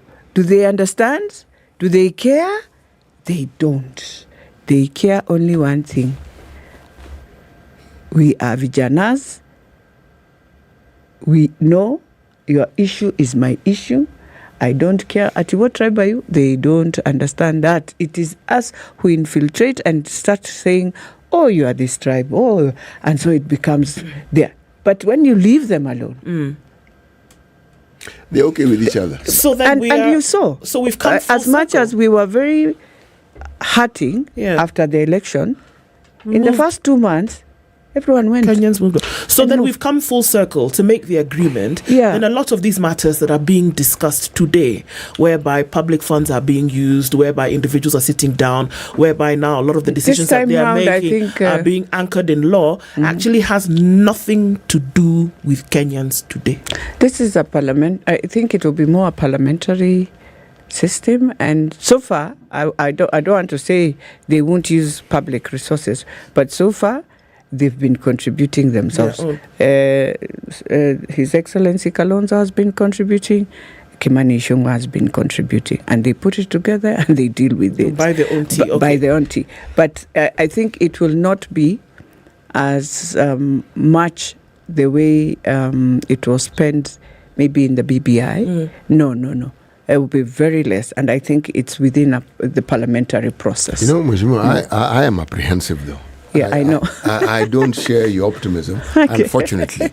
I I wish you do. No, I do not. And the reason why I do not, it's not because of the people who are leading this bipartisan talk, or that it has now been anchored in law. No, those are good things, but that's window dressing. The reason I'm saying it's window dressing, even if these people mean well, it will not be enough. Because the class to which you belong, called the political class, has steadily, methodically, over time, ensured that we've enshrined a completely new religion that Kenyans adhere to. The wanton pursuit of material wealth at any cost. So, on the face of it, people will talk nice. They know what to say. They'll even go to church and they'll even hallelujah and praise God. They know all that. But what drives them, we call it self-centeredness, is this need to accumulate as much as you possibly can within the shortest time possible, at whatever cost, no matter who. It doesn't really matter. For your personal benefit. Now, so when I'm told we are having talks and we want to make things better, I am asking, what are we going to do with the amendments that were made to Chapter 6 of our Constitution that makes it literally impossible for it to actually bring about the change that was intended? Some of these amendments that we've been hearing politicians bringing, this very Constitution that we're speaking of, is like at every stage you just keep watering it down. It started with the previous regime of Uhuru Kenyatta. So I'm thinking, the people I would thank, Mheshimiwa, is not the former prime minister or the president. Those are our workers. We are the ones who elect them. Raila Odinga doesn't have a public office, so he's like us. This situation where somebody I've employed to work for me thinks they're my boss, this one here is a problem. Because all these people are meant to be people who work for the wananchi, but they do not. Now, if that equation changes, then I will have hope and I will say our interests have been taken care of. And the optimism now will come. Because this peace, it's Kenyans who are peaceful, not the leaders who are peaceful. Kenyans are peaceful. Yes, I agree. Kenyans are very peaceful. I said Kenyans are very peaceful. Yes. It is for us leaders who, as I said, we hold on this side and we hold on this side. We are the ones who bring in and try to push. But if you just leave Kenyans, they will do and they will try their best. In fact, they will just work the way they normally work hard to find something for themselves. And if you just open opportunities for them, you will never find a Kenyan really bothering. In fact, you'll find a Kenyan who is coming in to say, we can do this.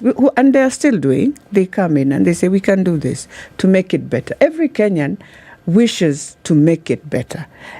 All of us. For me, I would wish that I should not be talking about any other country. I should not be talking about Rwanda. I should not make it an example because they schooled here. and everyone who was here went there and built that country. I should not be talking about the transport system, which I know in London is a Kenyan who has made that system function. So I should not even talk about the US.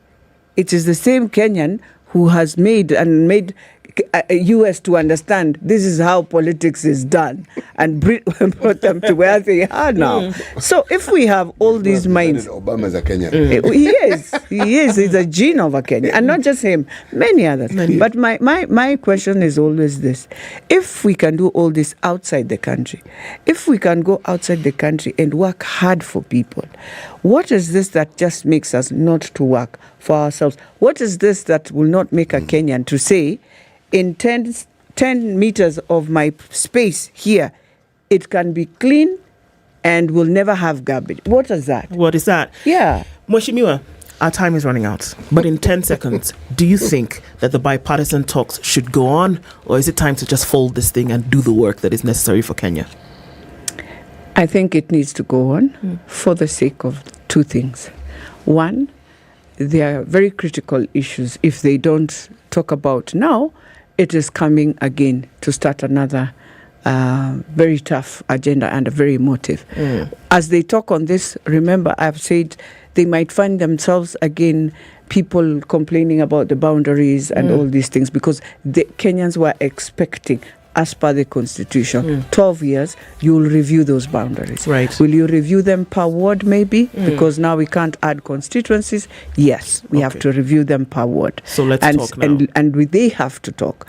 There are those who now already are saying about these things of counties. They're going to come there and they'll come in numbers. So even what we are anticipating might not be what will end up in that report. Exactly. Because it's an agenda of Kenya, and it's a national dialogue, and maybe it's going to open up eyes even to us leaders. What Kenyans are thinking more is not what we have put on paper, but what they are thinking is critical than what we've put on paper. Mheshimiwa Beatrice Elachi, thank you for joining us this morning. Member of Parliament in Dagoretti North, asante sana. Asante sana, sana, sana, and I want to wish you guys a good weekend. Thank you very much. Yes. It's 1 minute after 9.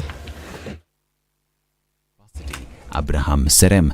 Prior to his appointment, Peter Njenga was the General Manager for Infrastructure Development at the Kenya Power and Lighting Company, where he also held various positions in senior management spanning over 5 years. Police in Nairobi have arrested a 29-year-old former Kenya Defence Forces officer who is believed to be part of a notorious gang that has been committing a series of robberies in Embakasi and Kayole areas. Ronald Juma Anyanyi, who is reported to have been dismissed from the military on September 22nd, 2022, was arrested by police officers on undercover operations within Pipeline area. According to police, Juma and his suspected accomplice, who managed to escape the arrest, were riding on a motorcycle that had the number plates concealed, drawing the officers' attention. Parliament has opened a public inquiry into human-wildlife conflict and paid claims of over 5 billion shillings. The inquiry will look into widespread cases that have not been compensated as far back as the 90s, with the committee seeking to get a solution that will be beneficial to affected Kenyans. The committee was petitioned by members of the public over the delay by the government to compensate victims of human-wildlife conflict, despite such conflicts having far-reaching effects on their lives. The African Union has voiced great concern about the flare-up of deadly fighting in Libya this week, calling for an immediate end to hostilities and for the pursuit of reconciliation efforts.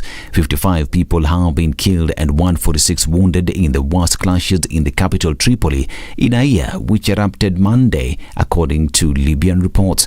AU Commission head Musa Faki Mahamat is following with great concern the development of the security situation in Tripoli, which have resulted in the loss of many lives and many more wounded. This is according to the African Union. And at least 10 people have died after a charter plane crashed onto an expressway north of Kuala Lumpur. The plane, carrying 6 passengers and 2 flight crew, departed from Langaku International Airport and was headed to Sultan Abdulaziz Shah Airport. According to the Civil Aviation Authority of Malaysia, the plane crashed into a car and a motorcycle, each carrying 1 individual. Police are guarding a Christian neighborhood in Pakistan after hundreds of Muslims men rampaged through its streets, burning and ransacking churches and homes of accusations of blasphemy a day earlier. The violence broke out in Jaranwala on the outskirts of the industrial city of Faisalabad after allegations spread that Christians had desecrated the Quran, forcing families to flee their homes. Hundreds of police were deployed in the area, including outside the main Salvation Army church that had been gutted by fire, its walls and windows blackened.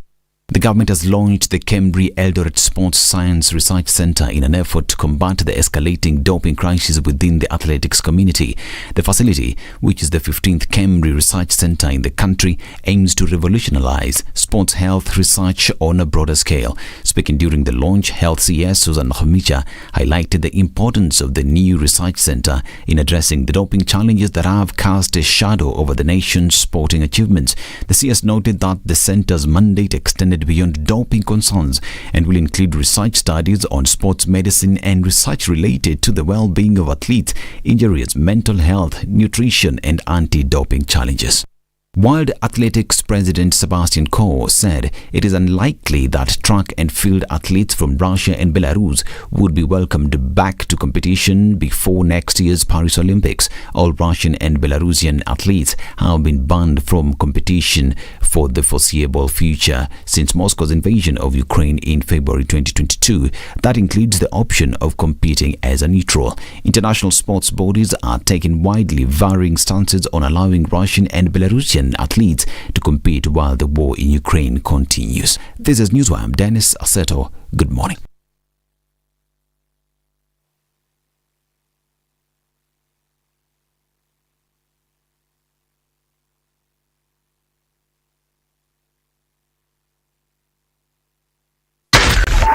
.4 Spice FM, Nairobi.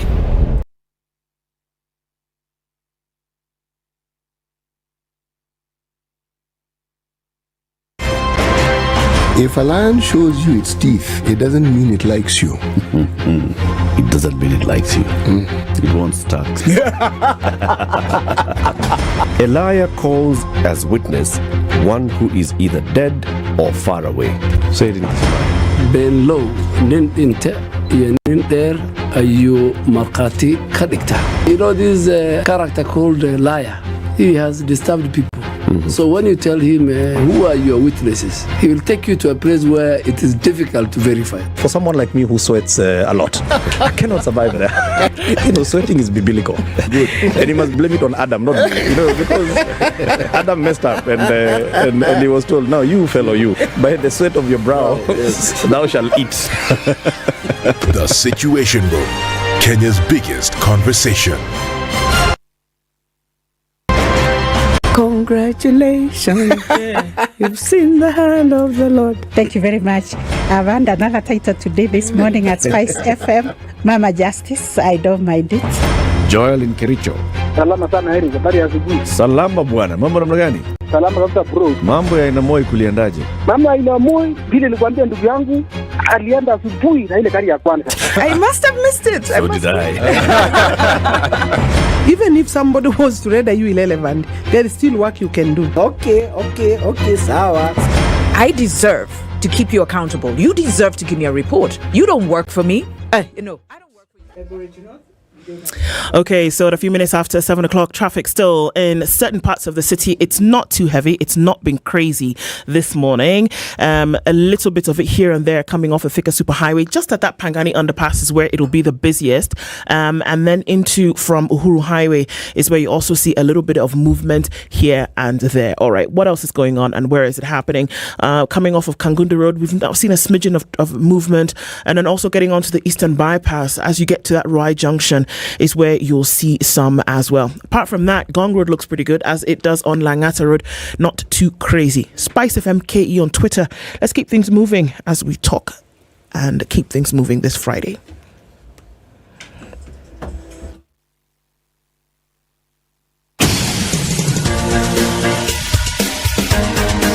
This is The Situation Room, the home of hard-hitting political commentary and penetrating insights about the state of the nation. This is a talk radio experience like no other. The Situation Room, a place for hard truths, debates, and elevated conversations. The Situation Room, witty, political, engaging, deep, controversial. In the room, we have C.T. Muga, researcher, academic, seasoned political observer, a fountain of wisdom in these politically uncertain times. Ndu Okoh, Nigerian by birth, Kenyan by choice, communications expert, Pan-Africanist, a truth seeker and believer in people power, and Eric Latiff, agent provocateur, the man in the chair, seasoned journalist, news hound, a man who believes in punching up, not down. This is The Situation Room, the only way to start your day. 9 minutes after 9 o'clock, and we are getting into the final hour of this week's Situation Room. Conversations continuing this morning. 29th of October is when this year's Nairobi Standard Chartered Marathon will be taking place. It's the 20th edition, and you can go on to www.nairobimarathon.com, sign up, register with 2,000 shillings, and then be part of a race that changes the future of many people, young girls and those living with disability, who get the opportunity to learn, earn and grow. And you can do that on the website at any time before then. The virtual run will take place this year as well. We saw that happening in different counties, and it will happen this year as well as the physical run, which takes off from Uhuru Gardens. So mark it 29th October, Sunday, 2023, and get a chance to make history. All right, children are on holiday, and DSTV says it's a public announcement calling on all children who've closed for the August holidays. Still some days to get it in there. DSTV is saying never stop thinking and imagining. You're cordially invited to a wonder-filled world packed with the greatest kids content from Africa and across the world. Don't waste this holiday. Get connected to DSTV today and watch your kids expand their horizons with content that will inspire them to be more adventurous and fun. Dial *423# or download the My DSTV app and begin to enjoy this great content. Our guest for this hour is already seated, and the Devolution conference comes to an end actually today. This afternoon, folks are finishing with what has been a week of deliberations and discussions, planning for the next 5 years in this new administration. Kipruto Arab Kirwa is a politician and former cabinet minister, and he joins us this hour to have a conversation about what devolution ought to look like getting into these years. Mheshimiwa, good morning. Good morning to you. How are you doing? Very well. I thank God for it. Indeed. Yes. Very good to have you here this morning. And even as we get into these conversations, CT has been giving us proverbs this week from Niger, and it's an interesting one today. CT, take it away. A man who lives on the banks of the Niger should not wash his hands with spittle. Okay. That's very interesting. What do you make of it, Mheshimiwa? Well, I take it that if you have plenty, really don't scramble for nothing. I don't know. Isn't that another proverb in itself? That's a proverb in itself, yes. But it's also, it's the thing. A proverb within a proverb is actually a response to the previous problem, because the proverb then explains the other proverb. And interesting, you are talking about Niger, which is crosses two countries. I think Nigeria, I think Ghana, and Niger. Yeah, that river. And that is where the coup took place the other day. Yes, it did. It is for that reason actually that we chose this country. Yes. Because it highlights something that is not just, we talk about it as a West African issue, but you realize the northern part of Africa has had similar issues. But we then ask the question, is it what we saw in the 70s and 80s, coups and counter coups, or what is it that we're seeing in these coups? Because it's not just a coup. We're seeing a loud statement being made, more so by the Francophone countries, with regards to their former colonial masters. So it's not what we saw before. This is something very, very different. I think it's very interesting. We are treating the symptoms of the problem. Yes. Fundamentally, and it's the entire continent of Africa. Perhaps 1 or 2 countries may not have had coups, but most of them have had either attempted coups or some that succeeded. Yeah, true.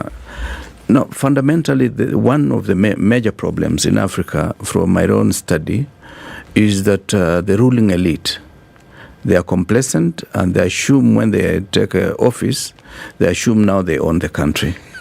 And that is where the problem starts. The other issue is weak institutions in terms of structures, whether it is political parties, whether it is judiciary, whether it is the executive itself, whether it is parliament, which is supposed to legislate and represent the people. When they are weak, they weaken the very confidence of the people that take them to those offices. I remember when I was first member of parliament, we were a department within the office of the president. And we used to draw allowances and salaries from the office of the president. Okay. There was no parliamentary service commission. And therefore, we are an arm of the executive. And in Kenya, in many ways, when you talk of the government, people think of the administration of the day. Yes. They don't realize the government is the 3 arms: the judiciary, the legislature, and the executive, where the executive is just the administration arm of all institutions of government. Otherwise, parliament is also supposed to be part of government. That's why you realize even speaker and other officials, whether it is minority or majority, they drive in GK vehicles because they are part and parcel of the government. But that separation has been lost in the minds of Kenyans because of the practice of the administration of the day, trying to make the other institutions subservient to them or subordinate to them. Is it possible, from where you sit, even because practice essentially then forms, as you practice something over time, it then becomes habitual, and that then becomes, in the minds of those who watch or participate, the way it is supposed to be, becomes a norm, because norms then are funded or fueled by practice. So in order to overturn that, then you then now also need to go practicing another behavior. Is it possible to overturn that thinking? It is, but it will take a lot of time and a lot of effort, because you see, what is learned can also be unlearned. Indeed. And therefore, if we've learned bad manners, we can reverse the process and say, where did the rain start beating us? And we'll realize that it is the very formation of of society or the state called Kenya. Because from the Westphalia in 1648, we formed the states, and they were formed by practically crooks who had been fighting for 30 years. Then they realized, we've been fighting, why don't we share this cake? So they formed about 15 of them. I remember, if my memory is not wrong, it was in April 1648 that they formed the state. And therefore, those states now went ahead, started colonizing other states like us, Kenya, and many other countries in Africa were colonized by the British. So that formation of state was brought to us, and when we took over in 1963, we never tried to leave Kenya differently from the way the British was dealing with us. The president at that time was prime minister, akin to the British system. Now within a year, he was transformed into head of government and head of state, because they found it convenient to be the king and the prime minister at the same time. Right. And this is the bad manners we've inherited. And even when we were doing the 2010 constitution, we never took time to reflect on the paradigm shift that we needed to have. And that's why even devolution had some hitches at the beginning, because of that bad manners that we inherited. At the beginning? People thought that now I'm going to be the governor of Trans Nzoia. Yes. I'm going to be a mini president. And there were a lot of motorcades and funny stories being seen. People did not realize that this is service delivery to the people. We are devolving functions to the people so that there is closer administration and closer delivery of services at the grassroots. You say that at the beginning of devolution, there seemed to have been a problem. So does that mean that you think that now, as devolution then is in its 10th year, that everything is all right? It is not well, because we still got a lot of duplication of roles. You will find there is a county commissioner, there is a governor.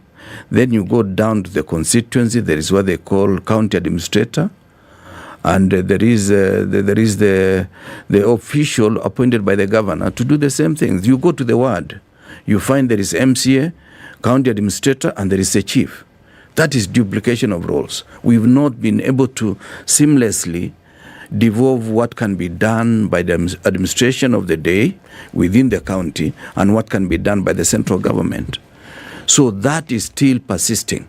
Number two is the paradigm shift that we needed to have. When you are made a governor by the people of that county, how much can you do for them? How much can you work with the government of the day, with the administration of the day, without necessarily behaving like you are a small king within a certain area of jurisdiction? You've been hearing about this challenge about whether the doctors should have their own commission or they should be employed by counties. That is still a problem because governors believe they must have total control of what is going on in their counties without necessarily realizing that some things can be done better if there is some kind of helicopter view of the county vis-a-vis the rest of the country. But Mheshimiwa, yes, where do you think the governors get this idea of wanting to have total and absolute control? Something which really is not honestly possible. But where do you think they get this idea from? It is the same. We inherit bad manners. You see, ask yourself the question. Yes. We're talking about the Constitution. We were having this discussion with Mheshimiwa Bitizalachi. Yes. And I raised the same question. I'm raising it to you. Yes. If at the beginning of this devolution process, we had a transition authority, which was given 3 years. Then we had a commission for implementation of the Constitution. Yes. 5 years. Now, I would have assumed 5 years down the line is when you'd have an idea of how this Constitution actually works. Yes. And then you can begin tweaking it in the next 5 years. Because it's an experiment. Yes. The two institutions that were supposed to shepherd this process ceased to exist. But there's still another one. Which one? The technical committee. Yes. Intergovernmental. Yes. That at times I ask myself, what is it doing? Yes. But you know, my brother, the main problem is that you cannot legislate bad manners. Actually, you cannot legislate behavior. Actually, you can't. But what you can do, you see, the framework that limits it, the framework that is a deterrent, that is what even the law does. The fact that you have the law, you're not going to stop you from committing crimes. But it's a deterrent. It's something that gives you pointers as to what you can do and what pointers. And a reference point whenever you want to move forward. Now, my argument is this. What we had was a three-legged stool. Now you move two legs and remain with one. What do you think this one leg is going to do?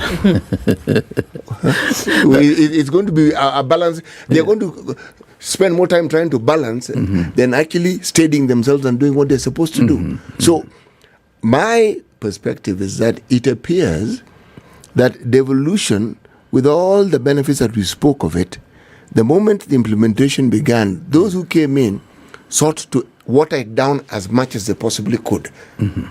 The previous government of Uhuru Kenyatta did. This government are even doing it in more earnest. So, devolution, a good thing, and we can see it's a good thing. But the very thing that would make it work and bring about what you're saying, accountability or good governance as the term is, that remains aspirational because the very tools within the Constitution that was supposed to bring that about were watered down. Yeah, because of the same thing. That's why this national conversation, at times you people call it national dialogue. I like calling it national conversation because dialogue almost is about two sides of an equation. Right. But for me, I think this should be multifaceted kind of discussion that all of us, including you professionals, the church and other individuals within our society, should be able to have dialogue and ask ourselves, can we first do an audit of the institutions that were formed by the 2010 Constitution, including the devolved system? Do we have the requisite resources on the ground? Do we have adequate staff in terms of the numbers, or are we having people who have just been employed because they happen to have supported the governor or whoever is in office? You know, these are serious issues. At times somebody says we have 3,000 people who are employed by the county government. But I ask myself, are these 3,000 people useful to the county, or are they just drawing salaries and taking them away?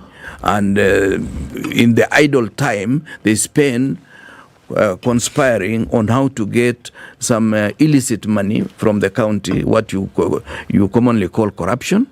These are very important questions that we need to ask ourselves. But aren't those just the questions, though, Mheshimiwa? We heard the president ask the question in Eldoret 2 days ago, and he asked the question, and then he came out and said, look, it is clear that corruption and mismanagement of funds is the bane of the existence of counties today, and that I'm giving out a warning saying that, look, for those of you who think that you're going to be able to do this, we're not going to let you get away with it anymore. But the truth of the matter is that it would appear as though it seems it is a tool for individuals to still enrich themselves. If it wasn't, we would not see the things that we see today.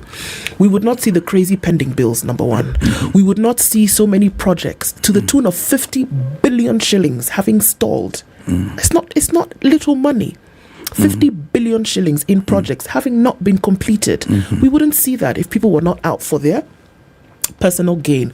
We would not see project upon project not being sorted. We would not see students having wanted to go to another country to study and their money being taken. We would not see job scandals left, right and center. We would not see those things if it were not seen as a tool for personal expediency. How do we rid? Because if we're asking what devolution ought to look like, how do we rid then the counties of this image whereby it looks as though folks have just set up an opportunity for them to go and plunder? Well, I'm not a religious man, but what I remember last time is that all I've sinned and fallen short of the glory of God. And you're not a religious man. What I'm saying is that we are all guilty to the extent of the office that you hold. Why do I say that? I say that because it is important we ask ourselves, what is the perception of society? If they say Muga is going to be the governor of County X for 5 years, when he gets out, they expect him to have almost 3 homes in Nairobi and 2 homes within the county and another farm in another county, not realizing that he was earning only 1 million shillings. So 60 million cannot buy you more than 2 homes in Nairobi. It's just 1 home in a miserable corner of this town, because you cannot afford even to buy a plot in some of the areas of this town. So our perception as society is warped. We believe an office is an opportunity for us to eat, is an opportunity for us to get employed, so that anybody supporting a new governor candidate or a new MP candidate is looking for an opportunity to partake in the resources of the constituency or the county. It is something that we must remove from our social fabric. Otherwise, we are likely to have these reports and reports and reports. Because when you talk of stalled projects, you are very right. You find an outgoing governor has started project 1. The one that comes in does not want to continue with that. He starts another one because it's more lucrative to do that, starting with the purchase of land. So they will purchase the land and start doing another project. MPs, they do the same. MCS, they do the same.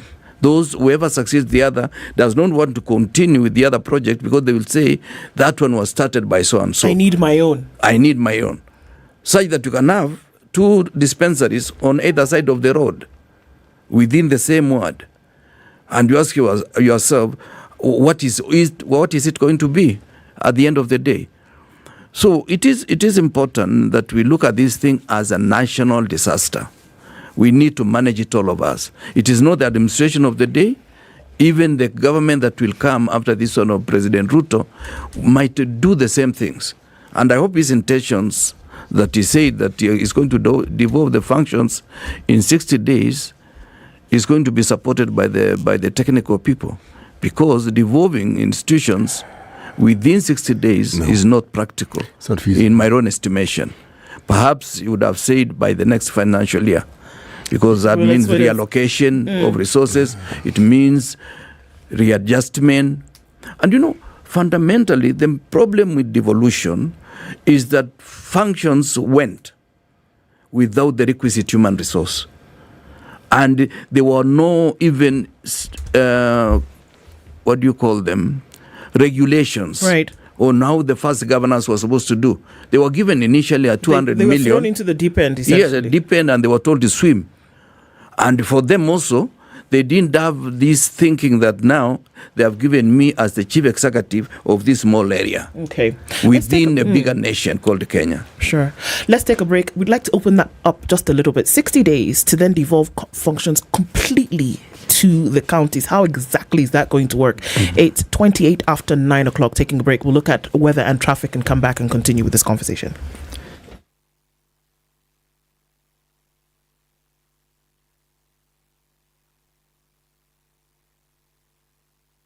Isangapi bwana Simba? Isaya Zigen Shako. Isangapi bwana Simba? Isaya Garbage Boy na Trash Can. Isangapi bwana Simba? Isaya Henry Danger. Kila saa ni saa ya fun na enjoyment na Go TV. Go TV kuna show za kubamba watoi wa all ages na familia yote. Furahia Garbage Boy and Trash Can kila weekday at 5:45 p.m. on Cartoon Network. Halafu ujinaiz na Zigo and Shark at 6:45 p.m. on Cartoon Ito. Nayo weekendi ni ya kujinaiz na Henry Danger at 6:45 p.m. on Nickelodeon. Dial *423# to get and stay connected to shows moto za kuchachisha August holiday. Go TV, love it.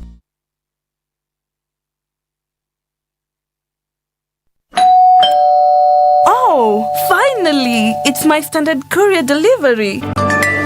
At Standard Courier, we know that your time is valuable. That's why we guarantee swift and efficient deliveries to your doorstep every time. Give us a call on 0793 599 684 or schedule your next delivery by visiting our website www.standardmedia.co.ke/courier. Trust Standard Courier service for all your courier needs. We deliver with pride. Some very nice, mature music. They really take me back to my days, and I can just feel young again and enjoy the vibes. Spice. I'm a big listener of Spice FM. You play the best music. This is 94.4 Spice FM.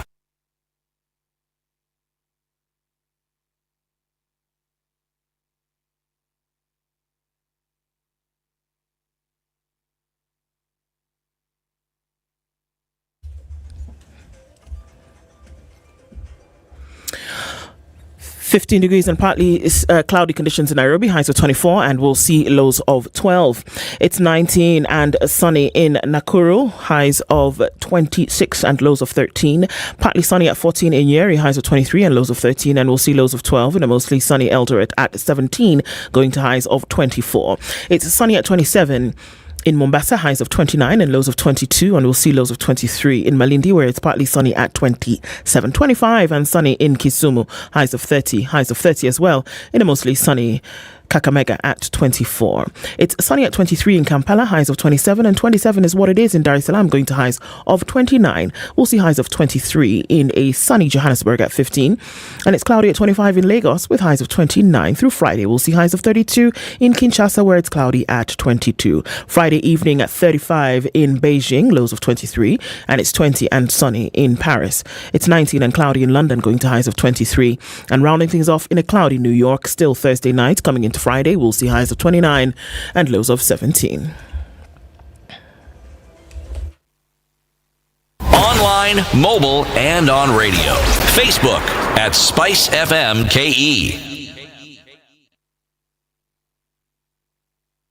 All right. Haven't had an issue with traffic this morning. It has not been bad. Most parts of the city getting in and out without any issues whatsoever. Looks like we're getting into a good start for the weekend, isn't it? Yes. Let's talk through the morning. Still on Spice FM KE on Twitter and keep things moving.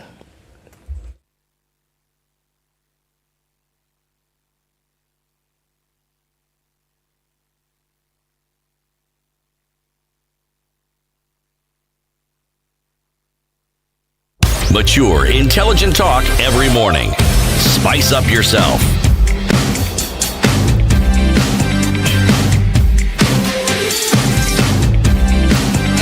Mornings done right.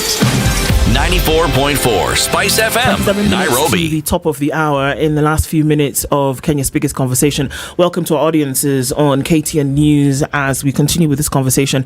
Coming to the tail end of the week where devolution has been in the mouths of everybody recently, looking at CIDPs, county integrated development plans, looking at annual development plans, looking at what then the administration in terms of an executive would want to happen in the counties over the next 5 years.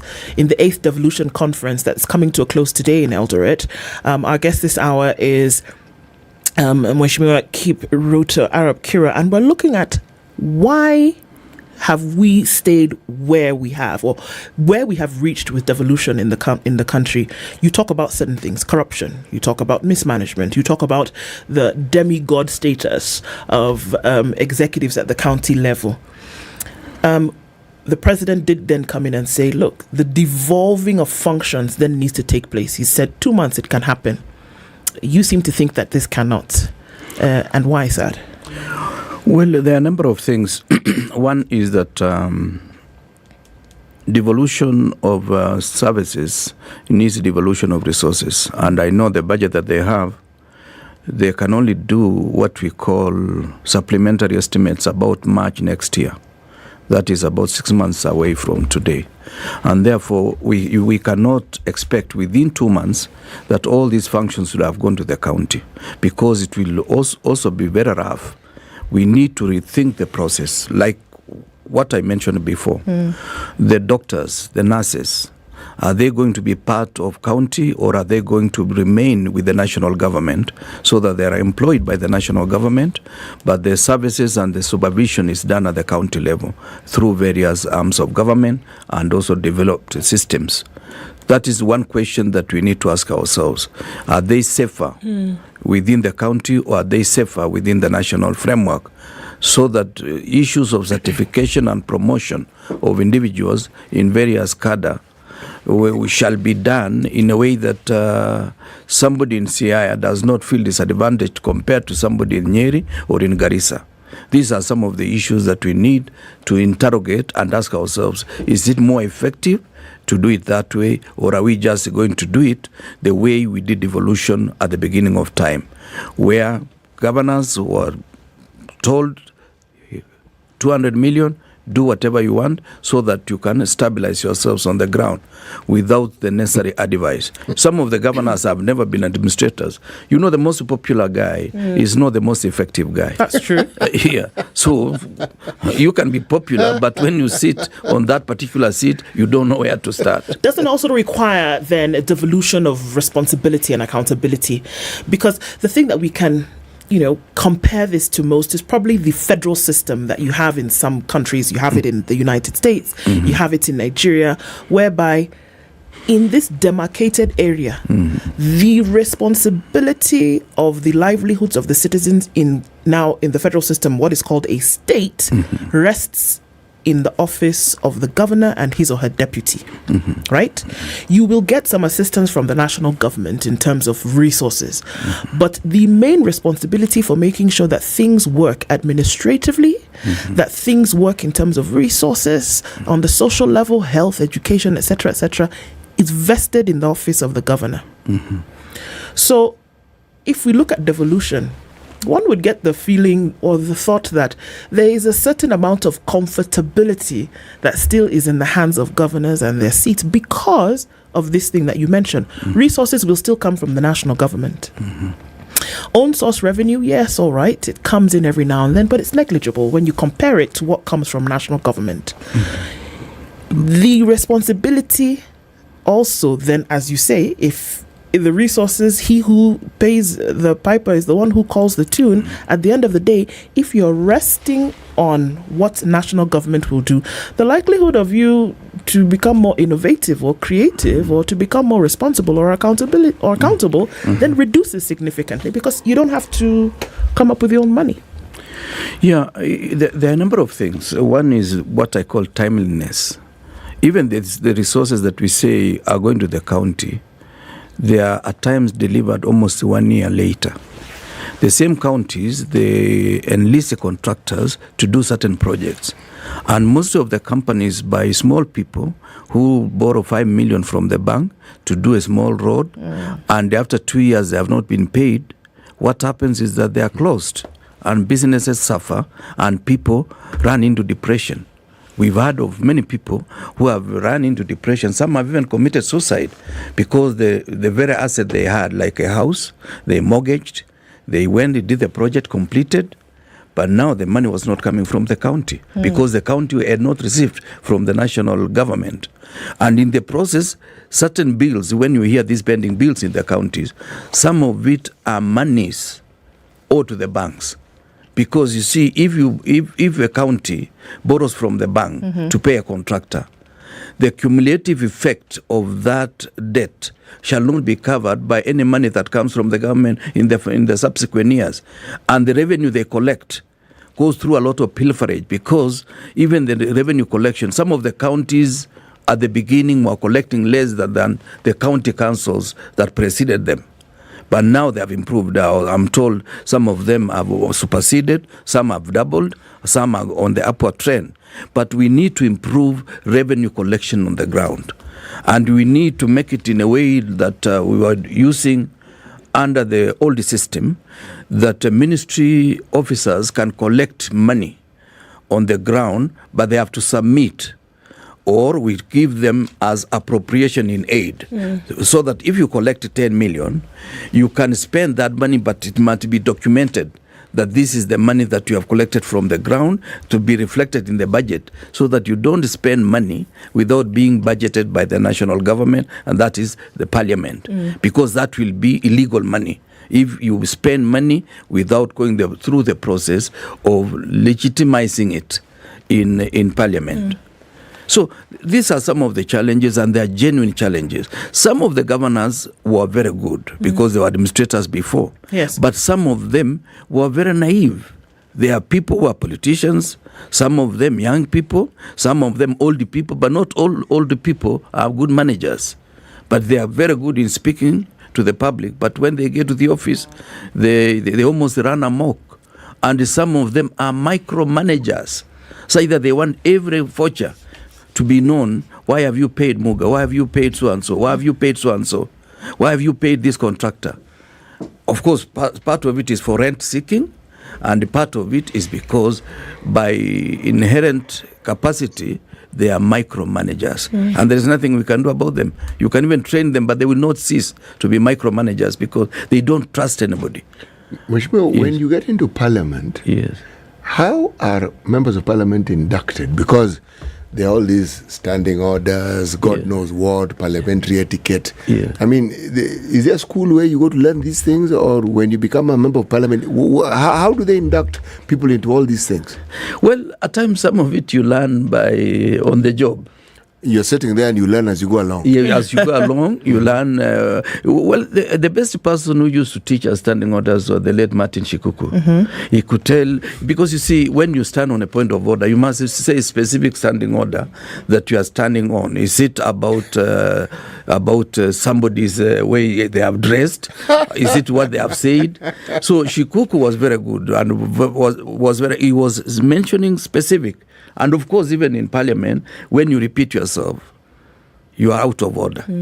You repeat yourself. If you repeat yourself, you continue saying the same thing. You don't seem to be creating new content. You are not supposed even to read. Oh. Yeah. You can only read a statement How if you are a minister. How do you know all these things? Let me repeat the question. Yes. Are there formal sessions where people are told what to do and what not to do? During my time, we did not have, but of course, you are given standing orders. From time to time, you are corrected and you are excused for not knowing if you are a new member of parliament. But if you are a seasoned person, if you have done 1 term, 2 terms, or 4 terms the way I did, nobody will excuse you. But out of age, they can also respect you that mzee akumaanisha hiyo. Otherwise, you are supposed to learn. But you see, the fundamental difference is here. Yeah. There are many of you in this house. Yeah. There are people who've been there before you. Yes.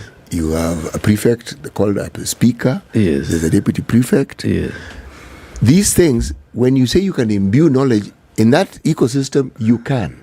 Yeah. But when you look at how government offices work, let's look at the former provincial administration. You come from university, you are a DO3. Before you get to 2 and 1, there are processes you go through, and there are even exams you sit, and there are trainings throughout. You go to the military, it is the same. You get to a certain level, there are certain exams you must do, you must pass, and then there's some more you're constantly being trained to assume more and more responsibility, and then you are given those responsibilities. Now, you are giving somebody an administrative job of a governor. Yes. His previous job was, he worked, now this is not to say I'm giving the NGOs a bad name, I'm simply giving it as an example, okay? Yes. You worked for some NGO that dealt with climate change. Yes. A very good thing. Yes. And you are good at what you do. Yes. But now you've been given this job of governor, where beyond just basic administration, you have to manage people, expectations, and everything about them in this vast area we're calling a county. Okay? Yeah. There is nowhere in that entire conversation where somebody pauses and is told, good, now you've been here for a month, let's walk you through some of the processes that you need to know. For governors now? Yes. Yeah. Yeah. Yes, because if you look at the presidency is not that you go to school, but there's a structure. You will be told. There are people who will teach you and they will explain to you, and they'll make sure they'll tell you, Mzee, this one isn't done this way. But are we saying that now? Because I don't want to take away from the gains that have been made in devolution. The truth of the matter is that because we've seen devolution in the way in which it has played out in Kenya today, that there are certain parts of the country that have been developed to a greater degree as a result of devolution that would not have been should devolution not have taken place. Absolutely right? True. Okay. But are we saying then that the county bosses need some kind of training to avert some of the things that we've seen today? For example, mismanagement of funds. What do you need training for you to be able to know that this is not something that you do? Actually, or that when corruption takes place at the county level, you need to hold on, Titi. That you need to then receive some kind of training in order for this not to happen. You put it well, and you're absolutely right. That's not what I was speaking of. Okay. Yes. I'm speaking of this general concept of responsibilities and how somebody manages responsibilities. You cannot give someone that amount of power and not prepare them for it. Because you're going to create a monster of a problem. In fact, I agree with you entirely. Well, I have not had the privilege of being a governor. but you're a minister. Yes, I was a minister. And I think today, if I was given a choice, would you want to be a governor or a minister? I would say I want to be a minister. Why? Because in a ministry, you have systems already in place. You have structures. You have technical people. Yes. It is only you to provide the leadership. That if you are a minister. But for a governor, some of them, I think, started from the scratch with people that were also ill-equipped. And even the understanding of the word county, it was like, now, if we are the majority here, the rest of them can wait for their turn because this is our county. Because you see, and they made mistakes. They were done on the basis of tribes. Catastrophic mistakes. Yes. Yes. It was on the basis of tribes. The 42 of them were almost reflective of tribes that existed at that particular time. Of course, some tribes had more than one county. Some tribes were lumped in one county against their wish. That's why there is this talk that we should have 67 counties or 90 counties. So because every tribe, they feel they are safer with their own county, not realizing that it costs money to run a county. And those tribes will have clans. Now those clans will want their own counties. Oh yeah, yeah. So where do you stop? I don't know. So what should it look like today? If we've come off of, this is the 8th conference now. Yes. Right? And every time there's a conference like this, the hope is that everybody goes back to their county with renewed vigor and says, okay, these are the plans, we've put them into place and that we're going to make gains going back. Some could argue that, all right, you come and you have this conference and you plan, but then those plans are not seen through. What should devolution look like? Well, I want to join you and concur with the two of you that devolution has done tremendous work, but we could have done more if we were meticulous in how we were dispersing resources, if we were careful, realizing this is not our money, it is the money that belongs to the public. If we had realized that we can improve systems of delivery. Now, what I propose is that apart from governors spending time to realize that nobody knows everything, and the mistake they also make is that some of them think they know everything, even the things they don't know. Leadership is different from administration. Somebody can be a very good administrator because you are ordering people and that is your job. But when it comes to leadership, you must accommodate even the weakest within the county, whether it is in terms of ethnic consideration, whether it is in terms of individuals, even people of nuisance value. Listen to them. Because I've said before that leadership is the capacity to listen and to interpret the intentions of the speaker. So whoever is speaking to you wants you to listen first. Having listened to him, interpret his thoughts. They may be naive, but can you elevate them to a position that those thoughts are implementable within the framework of the county government? Number two, we need to train more of the people serving the county systems, including the CECs, the CEOs. They go through some training. But I think there is need for us to be having regular training like what we used to have as KIA, Kenya Institute of Administration. Many people who may have had modest education were able to be trained there. They learned how to run institutions.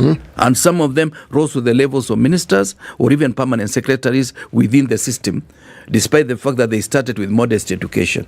But that education was relevant, focused, and very specific to the functions of the office somebody is holding. Politicians oftentimes run for positions of governor, right? And we've also seen, and it's not necessarily a bad thing, even if we call it like that, that politicians in positions of members of parliament, for example, will get into development projects, and what those help them to do is to propel them into a state of perpetuity, so that you will keep coming back because people have seen, you've done this, I will put you back based on that, right? So politicians will use that oftentimes to come back. And it's a double whammy because things get done, you get back into position, great.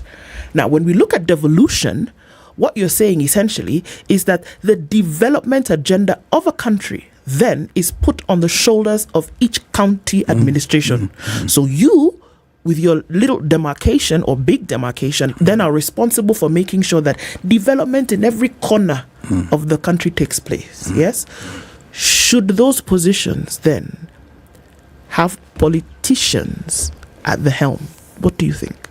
You know, who is a politician? Who is a politician? A politician is somebody who has run for office and he won. All of us are politicians. Do you know you are the best politician in town? Only that you have not run for office.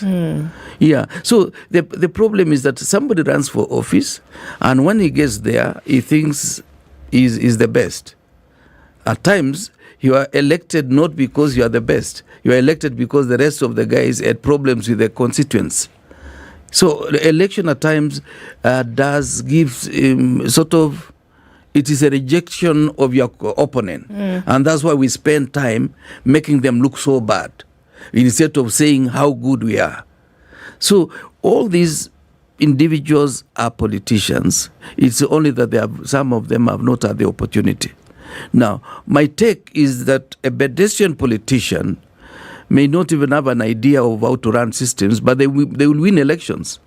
You've seen some of them, they become governors for 2 terms. But when they want to go to lower positions, they are rejected because of the bad performance. But they knew how to manage the bigger county. But I want to agree with you on one account. The cumulative success of all the counties is national success. So that each county must succeed to a large extent. And if each one of them is performing at 80%, the country will also be performing at 80%, depending on other parameters. That I want to agree. And therefore, ignoring any part of this country in terms of what we are calling equalization fund and this talk, let us have this conversation, knowing that Kenya is better off if each part of Kenya is taken care of. You know, you've actually hit the nail on the head. Yeah. Because we keep saying that the county system has brought changes that had hitherto not been known by some counties. It is true. But we are scratching the bottom of the barrel because we are comparing situations which were akin to nothingness to now slightly better. But the vision of what the monies that the counties have had could actually do is lost in that conversation. Yeah. Because 5 billion shillings is a hell of a lot of money. It is. It is. 10. Yeah. And then every year you get this. Yeah. Now, the measure of what could have been done vis-a-vis what has been done, therefore demonstrating the shortfall. Now, that's why I'm saying you hit the nail on the head, because if indeed the monies were used for what was done, you are at 80, you are generous, let's say even 60%, the country would not be where it is now. That's true. That's true. Because you see, my worry is that we have some kind of mismatch. And sorry, I'm using my own example. I served in my constituency for 4 terms. Of the 4 terms, the money that came directly to the constituency was on my last term as a minister. And if you compare the other 3 terms with what the last term, the money that I got the last term was more than 10 times the money that were there for the other 3 terms. I don't know. Possibly I'm confusing myself in this explanation. I don't think you are. Because CDF... In your earlier terms, there was no CDF. There was no CDF. Yes. And when CDF came, I remember the first CDF that we were trying was 6 million for every constituency. It went up. By the time I left, it was 35 million per constituency. Now it is 128. 8 million, yes. So my worry is, if I was an MP even for one year, and I'm getting 128 million, why is there no evidence on the ground to show what to show 128 million? And yet also the county has taken 6 billion. For example, Trans Nzoia, about 6 billion. So because Trans Nzoia has 6 constituencies, on average, I assume half of it will go to other services. Yes. So $500 million should be in every constituency, plus the other 100 million, 600 million in Cherangani constituency every year should make a difference. It should make a huge difference. You should be able to see it. And so this is not what we're saying. That you know, it shouldn't just be in word. Yeah. That, oh yes, we did this. Look, if you've done something, you don't have to talk about it. We can see. People will see. In fact, the people who are under your leadership or guidance or whatever will then be able to see. They will even talk about it before you. So is this not a problem here that we keep complaining? Oh, the money is late. Okay, the one that came. What did you do with it? Because it did come. Yeah. And you know also this matter that we keep talking about. See, these are times of ease. When I say times of ease, they aren't quite like the times when you first got into parliament. You see, one of the things that I'm glad you're here because I can now ask you directly. Yes. What is it that in a time when we were a single party state, you were able to stand up against the president of the time? What was going through your head? Okay. you know, Muga. No, there's something that must have sparked this, and you said no. You got to try. You know, it starts. I cannot explain myself, but I can say when you are young, you have more courage. When you get to my age, you have grandchildren, children, and you are worried. You're a little more careful. You are more careful. Otherwise, what happens usually, and at times it is good to tell the president, because we have one in Kenya, that at times, even when people are fighting the system or telling the president this is too much, it is a product of funny consultations that goes on. You know, there are people I call make-believe. Make-believe who behave as if you cannot get anything from the president, you cannot access any resources from the system unless you go through them. Those make-believe people are the ones who make the president unpopular. It is not those in the opposition. Even today, I can tell the president of Kenya, don't be worried about the opposition. Be worried about the people who are with you. Those are the people who destroy you. And they destroy you, and you become almost a hostage of their thinking, because they are not stupid. They have gone to school, perhaps better than you, and they know how to manipulate you and create a problem that it is this lady from Nigeria who is causing the problem. Yes. And they will describe you until that story becomes believable. Yeah, that's my worry. And that's what you're fighting then. I was fighting then, and I'm still fighting today. So, I mean, it just coming through now to the last bit from you as we wind this down. So everybody goes home from Eldoret this week and then comes back to their offices next week to now start to continue. Is there hope that devolution, as it is currently constituted, will then be able to deliver development to the counties? Or is there some kind of dramatic shift? We must rethink the system. We must re-engineer the system. We must agree to go through the painful surgery of ensuring that we have the workforce that is doing something. I feel we have bloated staff within all the counties. We have bloated staff nationally, and I've been insisting we need to do a human resource audit. Kipruto Arab Kira, thank you for being our guest on this Situation Room this morning. It will be interesting to see how these conversations then develop into action over the next 4 years, and hopefully development will then reach every corner of this country as is required. And thank you for keeping it the Situation Room this whole week, coming to the last show of the week, and we come back Monday morning as we continue with conversations that affect the nation. August 26th, it takes us where? It takes us to City is already ready. City has arranged his 800 shillings. We are following him. Choma Nangoma taking place in Nakuru County this year. And at the Rift Valley Sports Club is where the very best of Kenyan artists come out for a night of fun, music, entertainment, and of course, cannot forget the Choma. Ticketsasa.com. Thank you, folks, for keeping it here this week. It's 10 a.m. See you on Monday.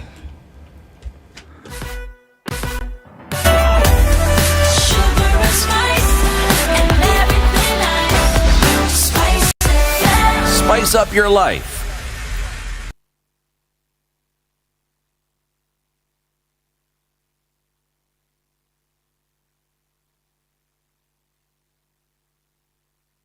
This is Newswire. I'm Dennis Aseto. Good morning.